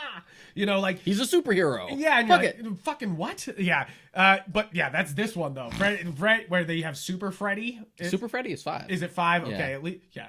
I mean, we got to bring up the non-licensed Power Glove references in 5 before we move on to 6. Is that I can't The believe Power that Glove shit. is in Freddy's Dead. Oh, okay, cool. Yeah. I was thinking, now you're playing with powers. I was like, is that Now him? you're playing with power. Oh, I beat my high score. Yeah, Also, okay, so the makeup always varies throughout Yes. these movies. I really fucking hate it in Freddy's Dead. Yeah. It looks like a bunch of bubble gum on his head. I do give credit to this entire series. Great posters. Even Freddy's Dead has one of the most iconic. Yeah, that one's a posters. little more generic because more generic. a little compared to the ones before because they didn't Yes, use the same of artist, course. and he did make one. You can Even- actually look it up. Even 2 has a fantastic one. Mm-hmm. But it's one of those things that, like, They have the same artist from like 1 through 5. Yeah. And the artist for that did do one for Freddy's Dead, but they didn't use it. really? Because Yeah. that guy, It's beautiful.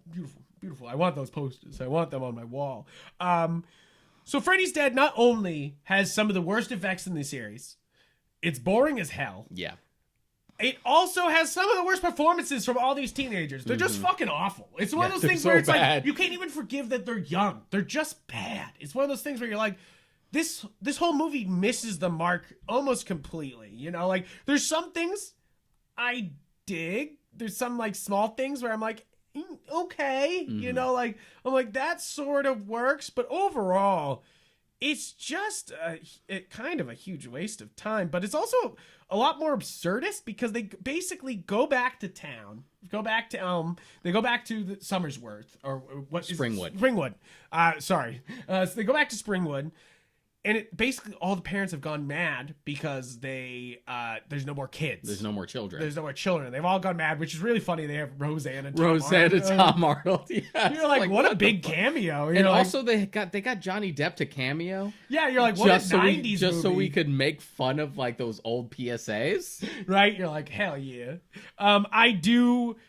That's the parts I like about this movie is that for some reason this movie is throwing the weight of the franchise around probably the most. You know, like they're like, look, we got Roseanne and Tom Arnold, we got Johnny Depp back, you know, like they're like, we got some money, you know, like it's one of those things that like for some reason it's throwing its weight around. Yeah, but it's also we're on to pure fucking slapstick now. Yeah. We mentioned the Wizard of Oz bit. There's also like the straight up like Wile E. Coyote thing of like him falling through the sky and him this like is the only female pushing director spikes. in the entire series. Yeah, and Rachel I will Talalay. give credit here. She's a visual storyteller, able to recreate scenes from in amazing detail. Like, I mean, of course, it looked exactly like Wizard of Oz. She mostly works in in TV now. She's actually directed very good episodes of Doctor Who. Yeah, like Yeah. I think she's very talented given a crap movie here. You know, like given literally and she wrote part of it. Like I know. Yeah, that- but the way it worked at New Line back in the day was just like sort of like a move up the ladder type thing. Like, Yeah. oh, you work as a PA here, we upgrade you here for the next one. So by the time they got to like the last one, she wanted to direct like 2 movies ago. It's just like, okay, you could direct now, but we saddled you with this. Yeah, and yeah, it's just this is rough. This is and that's basically it. Is that this movie? It's like 2 I can find a lot of enjoyment in because of its cultural reference now, but also my nostalgia for seeing it. You know, like I kind of like I'm And like I saw this really early. It also you know, has, even though it's kind of scattershot, it has cool stuff in it. yeah, and the Here- effects work most of the time. Yeah. This just all over. It's just not a scary movie. The least scariest kill in the entire movie is him chopping, him parachuting with the guy, and on green screen he's like chopping off the like. How not scary is that kill? How not? Yeah, and then you have the fucking Wile E. Coyote thing where he's like pushing the spikes so Yeah. he lands on them. You're like, okay, Okay. all right, we're just full on cartoons now. Yeah, and I kind of feel like they were told to do that. You know, like they're like, Freddy's kind of cartoonish. Like, let's have fun with that. And you're like, that's fun, but also this is wild and weird. But you know? yeah, like, but also you're supposed to, and we know horror franchises are full of shit every time they say it's going to be the last one. Yeah. But you couldn't have at least brought it back to basics because you're trying to wrap this up. Right. And so I think basically we can't state enough. This is rough. The one thing we missed before this movie came out, and I haven't seen it myself. Have you seen Freddy's Nightmares? It was a TV show where Freddy told anthology stuff. Yeah, not much because it's not really a Nightmare on Elm Street. No, thing. it's just Freddy kind of hosting a horror show. It's kind of Freddy as like Crypt Keeper, which to be fair isn't a bad idea. No, but I just didn't care. I think it actually could probably work as a reboot if you really wanted to on HBO. If they were like, except they're doing the reboot of Creepshow now and it's not really working. So I don't know. I like it. Yeah, you like it? Okay. It's just one of those things where like it's an anthology series, so the episodes are going to be hit and miss. Yeah, some of it. That's just the way it goes. So Freddy's dead. It's like if that's the way the series had to end, it would have been so sad, you know. Like it's just one of those things where you're like, fuck. It would end on such like a wet fart. Yeah, and that's what this really is. It's that Freddy's Dead is just kind of a wet fart. It feels like the biggest stretch. It's not scary. It's not very good. It's not very creative. The way he's taken out is lame. Some of the things, the stupid 3D segment is unneeded. Yeah, that's actually really. It's not even like fun, ridiculous. I love that. It's like, and it disappears off her face so they don't have to do it anymore. Yeah, it's not even like fun ridiculous like Friday the 13th part 3 or something like that. Yeah. It's just like, this is dumb. Actually, I give a lot of credit to Friday the 13th 3 for being actually like, this feels like a fun slasher 3D flick, you know, like instead of this being like 3D guys and now you're watching it just being like, the rake's coming at me, you know, like, and you're just like, fucking, this is stupid. What the fuck? Like, but it would have been awful to end it here, but thank God it didn't. We have the fantastic, new Nightmare. Now I say fantastic because, and I'll use even Wes Craven's words. He was like, this is going to be like Tim Burton's Batman compared to 66 Adam West, you know, like he's like, this is going to make Freddy look darker. It's going to feel like a completely different Freddy. And I love that because still it feels like a nightmare movie. It still feels a Nightmare on Elm Street movie, no question, because you have all the nice ingredients all back together, literally everything they can strap together. Like we mentioned with 3, we got Wes Craven back. Boom. We got Heather Langenkamp back. Wes Craven in the movie too. In the movie. Like, and you're kind of like, Wes Craven. It's like, I don't mean to shit on Stephen King a lot in this episode, but Stephen King can't act to save his really fucking life. But like, it's always like, I'm Stephen King, and you're always like, shut up. But like Wes Craven, you're like, damn, fucking cast him in more. What the fuck was that? You know, like that was spooky. That was spooky as shit, dude. Like, and he's got the face for it. You even have stuff like Robert Shea being in it, who was like the owner of New Line. Right, he's like, involved. So like, we go. what? So for this one, we go meta. Yeah. And this was before Wes Craven had done Scream, too, which is interesting. So it's even like, this is his first steps into the meta. And I gotta say, this is probably one of the best meta movies ever. Yeah. This is wild. We go in with the establishment that, like, the Nightmare on Elm Street films exist as movies, and we're following the actress Heather Langenkamp through her life, because her husband works in visual effects. Yeah. And they're trying to convince her to come back for yet another film. But the thing is, making this film and kind of putting that energy out into the world is bringing Freddy and a new, darker Freddy back to life. Yeah. And I love that because that's the part I loved about the new Candyman. Go back to our Candyman episode. Is that I love that idea of these stories bringing something back from the dead, you know, like for this mythology growing to a point where it has actual power in the real world. And it also stems from like, because one of my favorite scenes in New Nightmare is the bit where like she's on the talk show and then like Robert Englund dresses Freddy comes up to like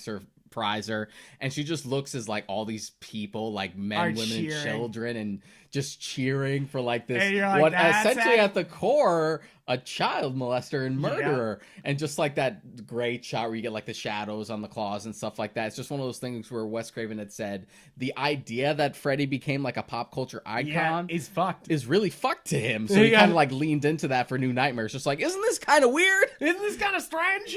And I that's what makes this so great, is that it's so referential, almost real life too. That's the scary part about this movie, is that not only does Maggie Landak play herself here, she also am I saying her name wrong? Talking about Heather Langenkamp? Heather, oh my god, I'm so bad at names. Heather, she's playing herself here, but also in real life she's married to a visual effects artist and had a child named Daniel, which is said in a whopping 137 times in this movie, by the way. That's my only detract from this movie. His name too much? Is that literally you would sit there, if you were doing shots every time, you'd be dead. Because it's literally like, Daniel.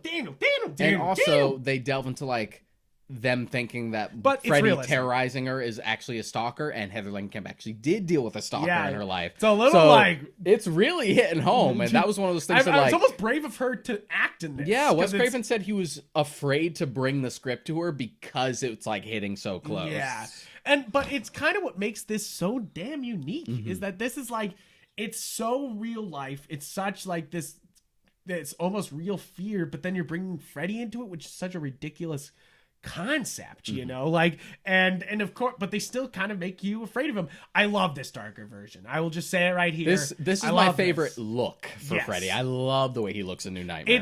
It's almost sad that they don't do more New Nightmare Freddie anywhere else, because really it's a look, and they never did anything else with it. I love the more organic, like skeletal claws. I like the way his scars look. He has like colorful eyes. I like the long coat. It's dope. Yeah, it's dope. He looks really good, and he's like, this is that's the best part about this movie, is and about the first one, is that Freddy's not fucking around. No, you know, like that's the difference with Wes Craven Freddy, is that he's not playing with he plays through his victims for like this long, and then he just ends it. You know, like, and then he takes them out. And he definitely, in New Nightmare, they're doing that. They're like, he's like, I'll play with you this much and you're dead. Like, and he's like, we're not going to play around. I'm not going to play with you so long that you can get at me. Yeah, I love also the effects in this movie. The effects are absolutely spectacular in New Nightmare. I think it's so well done, so dreamlike, so the highway set piece, with him in the sky. You're like, that's so stupid looking if you pause, but in the moment it looks so, it works. It works so well. It's one of those things that you don't want to pause it, but like, but you're like, I bet this looks stupid this way. You're like, but it's like, I really was astounded by this, because like the New Nightmare reaches a level of like awareness and meta-ness that like adaptation gets, you know, like where it's like very much we're like pretty really comparable. Really art house movies get at sometimes, and this takes it even further, but it's about like a horror icon, and just Wes Craven bringing it back to the roots of the character, and the idea that this evil exists beyond Freddy. Like, Freddy as we know him in the movies is like one way to channel a much darker creature, one form. And we also lean into like the fairy tale stuff, which ties into like the way he dies, because they do the Hansel and Gretel thing. You're like, like you're like, that's the other great thing, is I feel like Wes Craven brings a lot of literary prowess to this, and that's the other thing about New Nightmare that makes it a lot different than the original, is the original feels like a horror movie. It feels like a horror movie. New Nightmare almost feels like a book.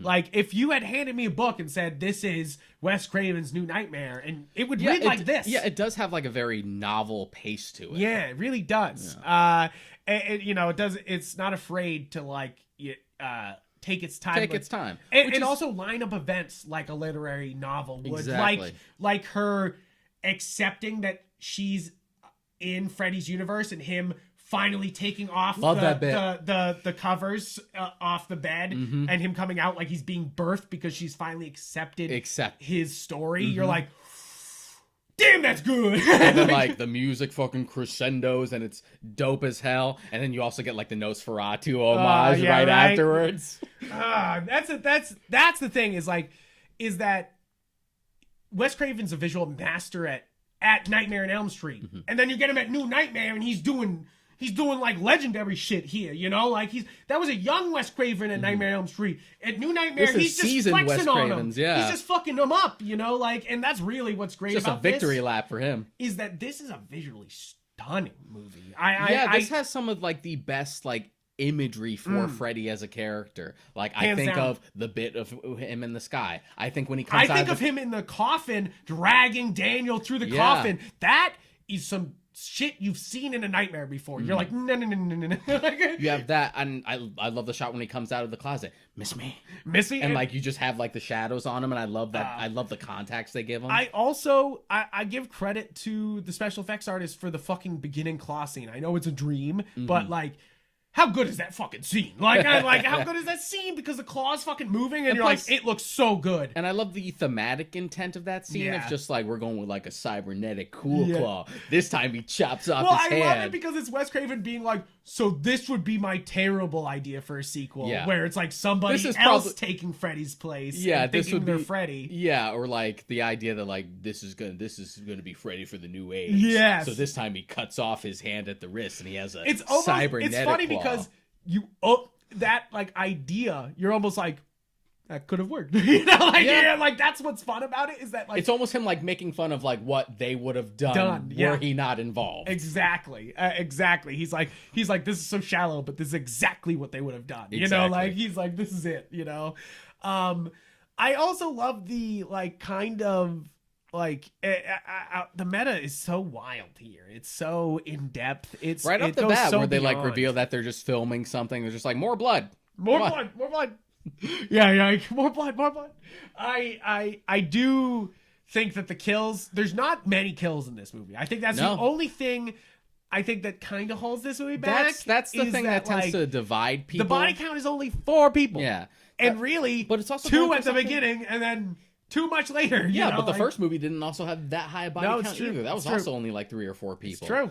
And it's one of those things where I'm glad you I knew you would get New Nightmare. Yeah. I feel like it's one of those ones, it's a bit polarizing in the fandom because it's not going for easy shit. Yeah, and I think that's why it works, though, is that obviously it's we already went too far and we needed to dial swings. It back. Like, there's easy swings. There's literally like, throw it up, whack that motherfucker. This is not it. This is not an easy swing. This is a hard pitch coming into the pocket, and he still fucking slams that shit out of the park. You're like, fuck yeah, fucking Wes Craven, fucking get it. I do say that, like, I do love his evolved ceiling scene here. Like, New Nightmare, it does a callback to the original with the babysitter getting dragged on the ceiling, but he does it in such a new, almost frightening, almost sadistic way that makes it new and different, you know. Like, also, how good is the kid? It's the same kid from how good is that kid? It's the same kid from Pet Sematary, the original one. Yeah, but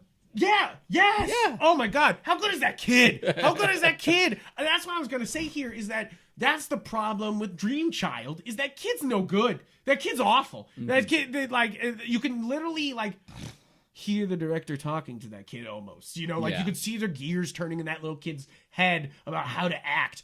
Daniel here is just fucking Daniel, and you're like, holy shit, kid, what the fuck is that? Like, he's so good in this. Like, he carries a lot of this, and I think that I don't think it would have worked without any other kid. It also separates it because like Dream Child's sort of in its own little thing, because like Freddy's like, come over to my side, but here in New Nightmare, like, he's never prayed for someone this young before that we've seen on screen. We know it's happened back before he was reborn. That was like his main victim. And I think Wes Craven's getting back to the original vision with New Nightmare. He you know? incorporates like, the real scary. He incorporates that look for New Nightmare is what he wanted to do originally. Didn't have the budget for it, and like them really leaning into like, this is a child predator, and we're no longer implying it anymore. Yeah, they're like, ha ha ha ha, he's hunting down this child. It is no longer subtext; it is text. And that's what I love so much about this. I think one of my favorite moments is when she accepts it. I already said, but then also right after that, she's got the white hair. You know, like in 3, and you're like, oh yeah, we're in it now, bitches. There's so much to love. Also, once we're in it, because it's funny because it does feel like sort of a separate movie where it's like before we were not in a Nightmare on Elm Street movie. And then the end, when she accepts it, you're in a Nightmare on Elm Street movie. Yeah. You know, like the fucking rules are out the window. Like, this is a nightmare movie, you know, like, and that's what I think I love so much about this is that not only is it treading new ground, but it revels in itself in such a loving way that like you only see now from like Star Wars sometimes, you know, being so self-referential, you know, like you're like, what the fuck? I was actually going to make the joke that like, Heather like getting the white hair and accepting Freddie and just ready to do battle. It's like fucking Luke walking out in front of the AT-ATs in The Last Jedi, right? Just like, let's go. Yeah, exactly. It's kind of like that in a way where you've always rooted for Nancy, and to see her finally be like, nah, now you ain't taking my kid, motherfucker. You know, like get it, Nancy. Like I really love New Nightmare. I love the set design at the end, where like where the climax takes place for the like final confrontation. How it starts with her like going under the covers, and it turns into like a slide. Yep, and then it's this like deep cave of his mind, you know, like, and you're just like, it's like it kind of implies that he's a worshipped thing, you know, like this is temple. But they never say anything overtly, which is great. It's all left to your interpretation, but you know that this is some kind of like the Pennywise thing, like this is something bigger that we don't understand. And I love, of course, the if you don't understand something, it's scarier. It's like, you know, like if you over-explain, like in 5, you can fucking shoot yourself in the foot. Ambiguity is an invaluable tool for storytelling. Yeah, especially with horror, especially with dreams and nightmares. You know, like that's really it. Is that like these movies can be absurdist, and I think that you go 2 ways with absurdism. Is that you have, oh, it's absurd, it's funny, like all the later sequels, like 4 on. And then you have absurdist, like New Nightmare and 3 and 1, where it's like, this is absurd but frightening. It's disturbing. The imagery around is telling a story instead of just being a set piece. Yeah. That's the important part of the absurdity. And because Wes Craven has that restraint, because New Nightmare, what works about it is that it is very minimalist. It's very restrained. Yeah. He doesn't use his glove. Like he stabs the guy, he stabs Dad at the beginning, and that's kind of like it for the stabbing, you know, like everything else is. And he definitely like slices up the babysitter. Oh yes. But aside from that, like we try to be a little more outside the box, creative. The set piece is great, but also like you said, it looks like a temple where this might be a creature that people have worshipped. And even the idea that when he's in the oven and he dies, his face expands to like this demon-looking thing. They're like, we haven't seen that before. Yeah. Maybe that's a glimpse of like what this creature really is. Yeah, you're like, oh shit. Now the problem is that you can't do a sequel to New Nightmare. It's done. It's fucking over. Yeah. That is like, please stop. Don't do anything more with this. Nothing. You know, like, it's like, please stop. You know, like, which, this is great. We're better off, especially with Wes Craven gone. Why would you bother? Why would you bother? But it does mean you don't get New Nightmare Freddy anywhere else, which is kind of sad. If we do reboot it at some point and somehow convince Robert Englund to come back, he says, like, I'm old. Yeah, right? You're just like, that's... If you somehow managed to convince it, or if you did what I would do if I was in charge, was just to do the Candyman thing. Right, that he's many Yeah, Freddys. Exactly. Because that's a way you can get away with it. Right, you show Robert Englund at the end of the movie. Yeah, or like a really good young actor who kind of looks like him. You could have the excuse that, like, he's rejuvenated. Yes, exactly. But you still have Robert Englund in there to pass the torch. Now we're going into, obviously, the remake. Obviously, we're talking, they kind of had to do this, but this is not the way I would have done it, is basically what I have the problem with. It was like an inevitability. Yeah, you had to reboot Nightmare on Elm Street for a new audience. Every franchise was doing it at the time. Texas Chainsaw did it at the time. So, I mean, it's all... Texas Chainsaw kind of started it, I think. It's some producer's fault. Well, it's Michael Bay. It's Michael Bay. Yeah. It's Bay's fault. It's always Bay's fault. Yeah, I'm pretty sure Texas Chainsaw Massacre was kind of the start of this, because that was at least the start of like the Platinum Dunes ones, which was this And Nightmare and Friday. So. And then you even get Evil Dead now, you know, like you've had all these 80s franchises really come back and do remakes. Mm-hmm. And I always point to Nightmare on Elm Street as being the worst one. Fuck you, Nightmare on Elm Street. No, I'm sorry. Sean actually doesn't hate this movie as much as I do. I fucking hate this I don't like it. I just don't have like the personal anger towards it. I just think that the first one is so well done.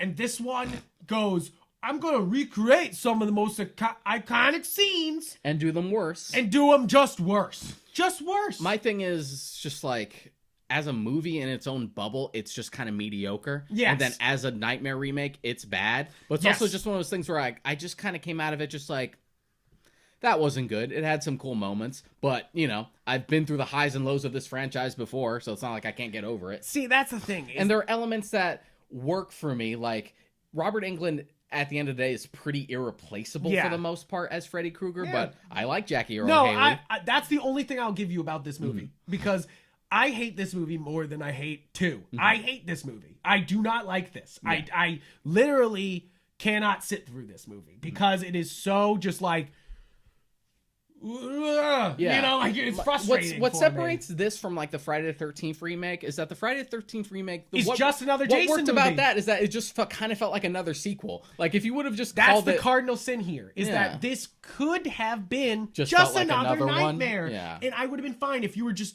killing... Even if you used the same characters, if it was still Nancy and you were going for a remake, but then you just did completely different kills... I would have been fine with that. And that's sort of my biggest beef. That's kind of what Evil Dead does. The remake, you know, like you're kind of like you mostly cover the first film and then you just fucking do whatever you want. Yeah, the Nightmare remake is at its best when it is trying new things. Yes. Cause like that first scene in the parlor where he slits his neck. I was like that was pretty cool. So but I like Jackie Earle Haley in the part. I like that the makeup actually looks like a burn victim. His voice is Freddie. I think his voice is... He's going full good. Rorschach again. Yeah. I like that the makeup actually looks like a burn victim. I know people complained about that, but I'm like, that looks scary to me. It's like, that's instead actually of the weird, just like crater flesh that Freddy has. That's which, not like, really what... I love Freddy, but what is that? That's not really what burn scars look like. Right? You're like, what is that? You're like... Especially, and then you get... So I know a lot of people don't like the makeup because it's just very different, but like that's what burn scars look like. And you're not going to tell me that's the worst makeup when we have Freddy's Dead. Yeah, Freddy's Dead it literally looks like bubblegum. And it also kind of looks like they bought it at a store. You know, like went to Spirit really Halloween and brought it over. But like, and I will give it that, is that at least they put some money towards this, and there's some good points in that. So I like... But the CGI remakes of the scenes... Yeah, the remakes of the scenes are always bad, but I like Haley in the part. I like that this leans more into like what effect sleep deprivation has on the mind, and those bits are really good and actually does a better job at it than the original does. And I like, even though they chicken out of it, I honestly liked the idea that they were actually going to push that maybe Freddy was innocent and he's like avenging himself because he was unrightfully killed. See, I don't like that because you're basically being like, you're basically apologizing for a child killer and a molester, and I would rather just him be evil. But this is also in its own little bubble and would add some tragedy. It would also feel like a fucking swing, but then they just chicken out of it later. Yeah. So at least you would have had a take. Yes, and then beyond that, just like it has that, and it has Rooney Mara. I love Rooney Mara, and that's about as far as it goes. It's like a decent performance and some decent ideas, but every time it tries to do like, look what we can do, we're going to make it better because we have CGI. It's literally somebody being like, we can do this better with CGI now, which is just not fucking true. And it's so evident from this movie. This movie is just literal. This and The Thing are literal evidence of like, CGI looks like ass and will age like ass. Yeah, the funny thing about The Thing, though, is that they actually did make practical effects, and then the studio was just like, nah, paint it over. Oh my god. That drives me up a wall, dude, all the time when I hear that story. That's one of those, like, incredible studio interference stories where you're just like, are you kidding me? You literally made this movie worse. You know, like, you're like, are you fucking with me? But that's what's really wrong with this movie, is that it goes from being like, we're doing new things, to being like, film school project, we're gonna recreate scenes from Nightmare on Elm Street, and make them way worse. Like we were literally The beginning wall. of this episode, The the wall. wall. It's our favorite effect one of the favorite effects in this entire series, and it looks like ass here. It just looks like It's because it's so fucking excessive. it looks like the sand creature from the Mummy, dude. It's just like, it looks why like the sand wall. Like, why did we have to take it so far? You couldn't have just had him, like in the original, just kind of poke out, peek out. Everyone knows how they made it. But Every fucking idiot knows how they made that effect. But no, we had to have him completely stretch out of the wall, have half of his body come out, and have him reach out with his hand and his claw come out. Yeah. Just like we just had to, it's just, and that's sort of my biggest issue with the film. It's just like, it's such an exercise in just excess. Yeah.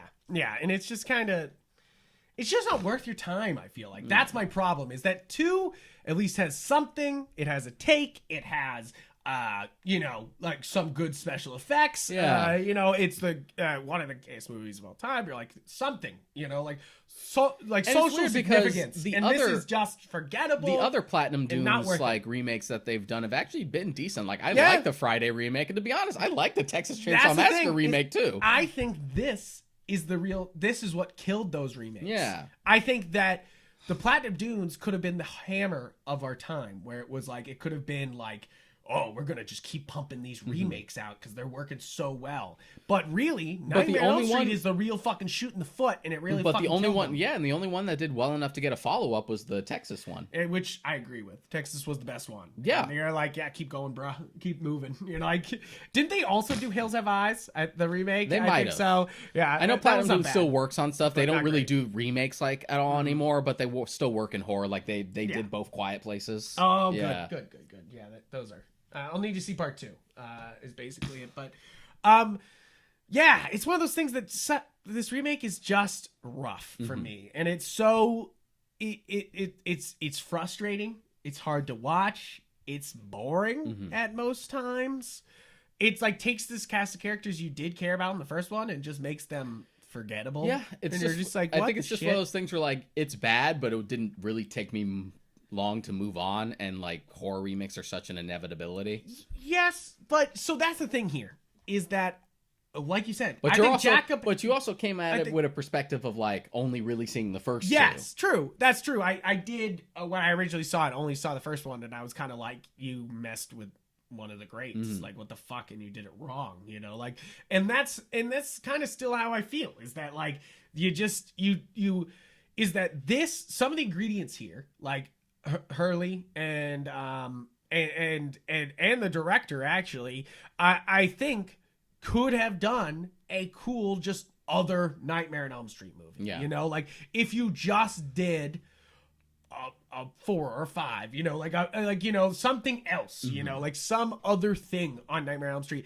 That's why it's kind of sucks that they're not going to make a sequel of this, because I would have loved to see it again in original content. That's all I want. Yeah, because Stop they got giving me the same fucking because they shit. got the first movie shit out of the way. Yeah, and that's the thing about this, the remakes, the other Platinum Dunes, is they don't retread the same ground as the No, other, Texas as the remakes. Chainsaw Massacre goes in a the Texas one goes in a very different direction, and Friday the 13th again just kind of feels like another sequel. But you kinda, get some like it kind of like modern it kind of effects. gets You're like, it, hey, cool. It kind of gets like the most remakey shit about it out of its system immediately. We're just like, okay, Pamela's dead, and we're gonna do the burlap sack. Okay, now we're on to new shit. Yeah, they're like, and new shit, and they're Which moving. is also why it feels like another sequel. It's just like, here's the summary Yeah. for all you newbies. Now let's move on. Moving on.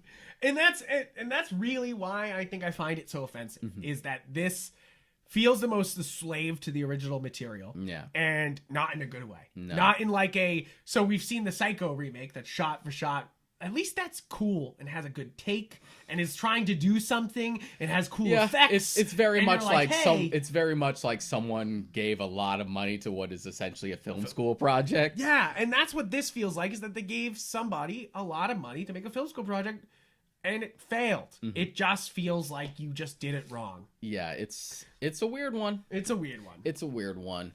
Let's briefly talk about Freddy versus Jason now. Yes, Since I'm pretty Freddy I'm pretty sure we brought it up on the Friday I'm episode, pretty but I sure. want to reiterate it again.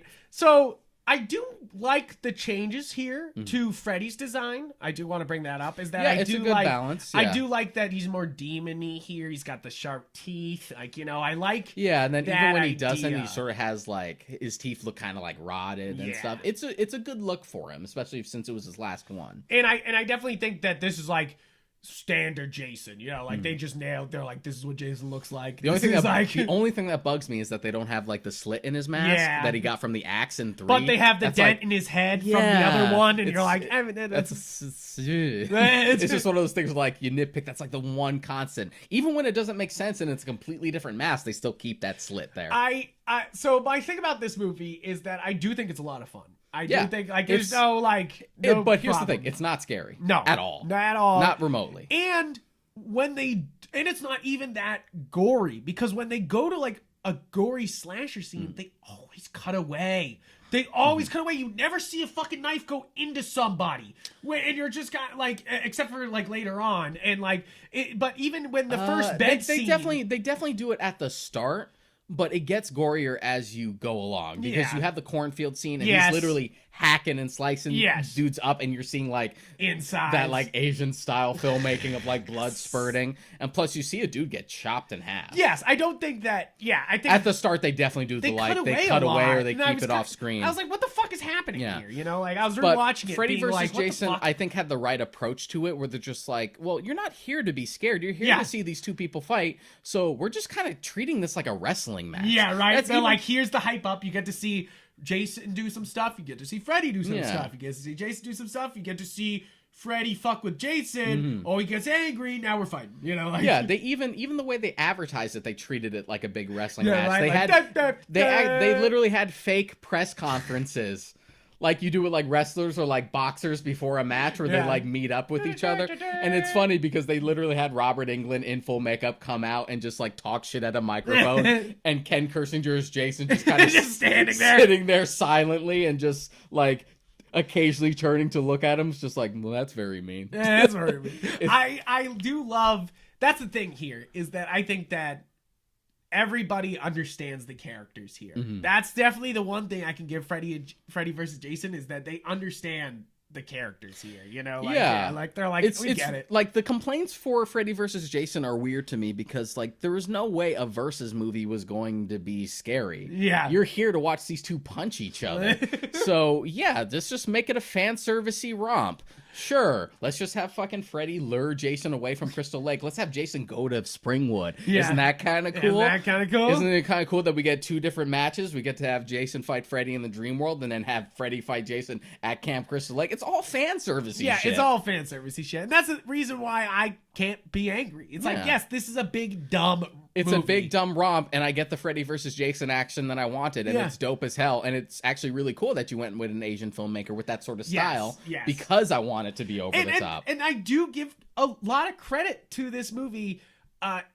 It's actually well directed. I do give a lot of credit to Ronnie Yu. He also directed Bride of Chucky, which, to be honest, is also one of the later Chucky sequels that I like. It's one of those things that he really has a visual style, and he slams it on this, and that's what makes this just as much as fun as any of the other Nightmare on Elm Street sequels. It still feels visually stunning at moments, and you're like, hey, that's pretty cool. This one also knows when it wants to use practical effects and when it wants to use CG. Yeah, and I definitely never like digital blood. I think there's some moments of digital blood here, but it doesn't look good, but it's very few and far between. There's a lot of like pumping and squibs in this movie. It gets ridiculous because it's got like that samurai movie effect where it's just like you'll just it's just fucking bursting out of each other. Bursting out like a hose. Love it. Everyone's got high blood pressure. Everyone's fucking taking knives and exploding. You're like, Jesus Christ. Even the first kill with the bed guy, you're like, how much blood does this motherfucker got? But just the premise alone, I think, works pretty well to just cross those two movies over. It's just like Freddy is underpowered after Freddy's dead. Has no strength to come back because all the children don't even know who he is anymore. I think the wildest part is that they lean in. They're like, yo, Freddy's dead happened, and like they do not care. That's the thing, is like this movie loves all the other movies in both franchises, no question. They're just like, no, those are good ones. There's a bit of Freddy bias because it is a New Line Cinema property, and they got Friday the 13th the rights to it just so they could do the crossover. Yeah. So it like opens with a montage of Freddy's movies and him narrating it to get the story started. Yeah. But it also works as like the conceit because Jason's not that type of like proactive character. Yeah. Yeah, exactly. It makes sense to like you lure gotta him lure in. him out. Like, But it's just like, yeah, the way they managed to tie those two together was pretty clever and simple and very straightforward, which is funny because it's spent so long trying to get a script for that right, which is why we got the tease at the end of Jason Goes to Hell and it took so long to pay off. So long to pay that off. So I think is really funny about this. The only thing about this movie, which is kind of funny, is it acts like you know all the characters that are in it. And I kept the whole time I'm watching going, wait, do I know these ones from another Friday the 13th movie? Do I know these people from another Nightmare? Because they just like straight up act like you know the characters the whole time. I think that's part of just the attitude of just like, you know the score, let's move on. Because even the two guys that are in the insane asylum, I felt like that came out of nowhere. And it feels like you're like, wait, does that connect with some but other it's interesting movie? how they Wait. how they like tie into both franchises so heavily. Yes. And keep like the callbacks, just like, okay, here's how we get them to meet. This is how we get Jason over here. Let's fucking tie it back to 3 with the hypnosil shit and the mental institution. Right? We'll You're bring like, that back. Shit. And they do have a bunch of returning people in this too. You know, like there's definitely a lot of people that return. But I think what's funny is we talked about Ginger Snaps last week, and Catherine Isabel is in this. Yeah, she's in this as like one of the teenagers. And very short scenes, very very short, but also it was kind of like you're like, hell yeah, you know. I love her playing the burnout in this. Yes, yeah, right. You're just like, yeah, it's very fun. You want an amazing performance out of her besides Ginger Snaps? Watch the Hannibal TV series. He's fantastic. Okay, I'll have to watch that. I heard that one of the IMDb facts is Ronnie Yu said that she wouldn't have to do nude scenes in this movie, and then immediately once she was on set, he was like, nude scene, nude scene, nude scene, and they finally were just like, body double, and that's what you see in the movie. Yeah, because definitely that's the funny thing is like, I was able to watch all the Nightmare on Elm Street movies with like the door open, you know, nice day and everything. Yeah, because Freddy versus Jason starts, and I was like, better shut the door. Like I was like, that's boobies everywhere. That's the Friday the 13th half, right? It's funny, like it's like Friday the 13th is very like, we got the boobies, like, and Nightmare on Elm Street is very like, it's not really about that. No, even though there's very, like we said, there's a lot of sexual perverseness going on here. There's a lot of sexual tones going on, but it's not like. There's not a lot of, this sounds so manly, there's such a, like, ugh, man, but there's not a lot of titties in these movies. Yeah. And you're kind of like, it was almost surprising in Freddy vs. Jason where I was like, Jesus Christ. Yeah, like, that's just one of those things where like, oh yeah, this is definitely where the Friday the 13th section comes in. And it's one of those things where like, because those franchises, even though, you know, they came out around the same time, so people love to compare them. Yes, of course. It would have been so easy to try and mix those two together and have it not fit or mesh really well, and I think they pretty much nailed it. Like, it's a fun, dumb movie where they punch each other. Like, what more do you want out of this? What more do you want out of this? Really, so that kind of brings it to a close. Yeah, more or less. More or less. Basically, Nightmare on Elm Street is kind of in limbo right now. I don't think we're not going to get a sequel to that remake. So that means that they will either just make another Nightmare and just kind of do whatever, which is a big swing.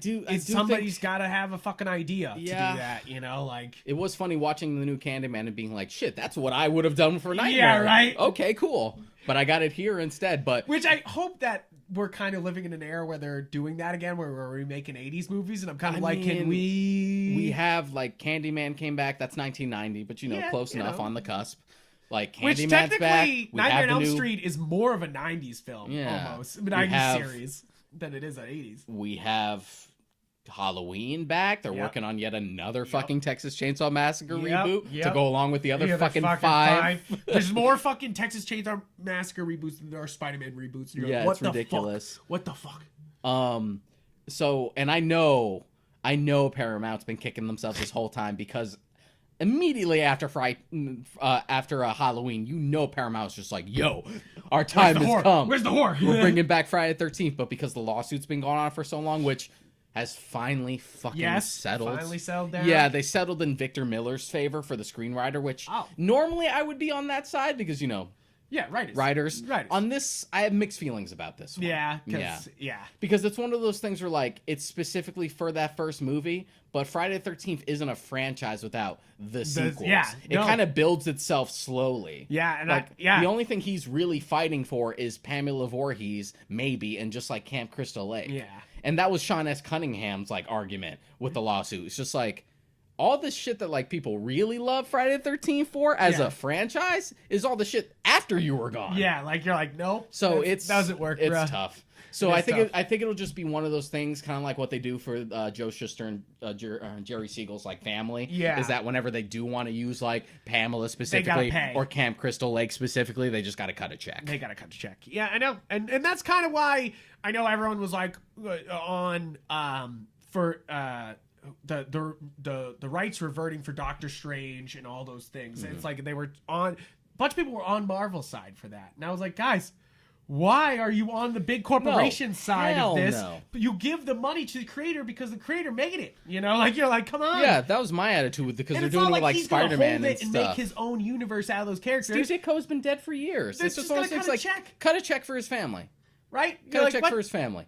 We all know the stories about how about how much we screwed over original comic book creators and how we still do it today. Yeah. Cut a check. Cut a check. It's not like you don't have the money, Disney. Yeah, you're like, fuck, come on. Don't come at me with it. Yeah, right? You're like, nah, none of that.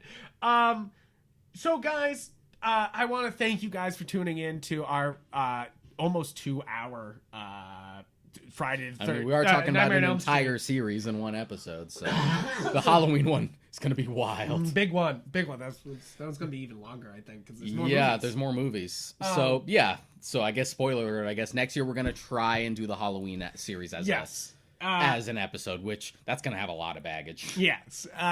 There's going to be lots to do. So we're already planning next year, guys. I hope you're excited. We might have to split that one like we did Watchmen. Yeah, maybe. That's a lot. That's a lot. Yeah.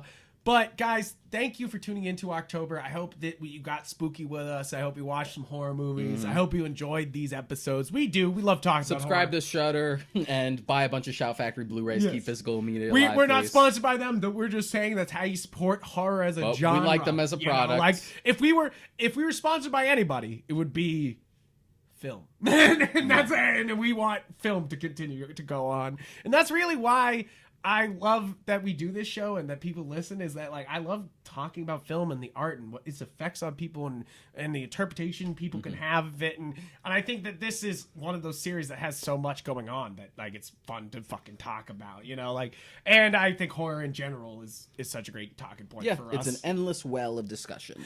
So, guys, please check us out everywhere you get podcasts. Make the algorithm work. Comment down below. Make the YouTube RSS feed. All the other places you get Feed the podcasts. beast. Feed the beast. Because that's how we do it. Thank you guys for supporting the show. Get ready for next week. We are doing What If. Yeah, we're finally talking about it, even though it's already kind of wrapped up, but we were in the middle of all horror stuff, and I wasn't going to have an exception to that. And then we will keep you guys updated for future episodes after that. But we are excited to be back in person for a little bit here for a couple episodes. And then and hopefully we'll continue to do so. But guys, be sure to check out our social media where you can follow all the horror movies that Sean's been watching. And you can also see my photography and on Twitter or other stuff. On there, I'm Yupfrank. Mod Karika. And guys, thank you for supporting the show. We love doing it. We love doing it with you guys. We love talking to you guys. So please discuss it with us down below. It means the world to us. And be sure to check out galaxyofgeek.com where we put all these episodes of the podcast and also all our other articles on other things if you want to check out what we're writing. Now, get out of here. Enjoy the rest of your week. Yes. Adios, amigos. See you later.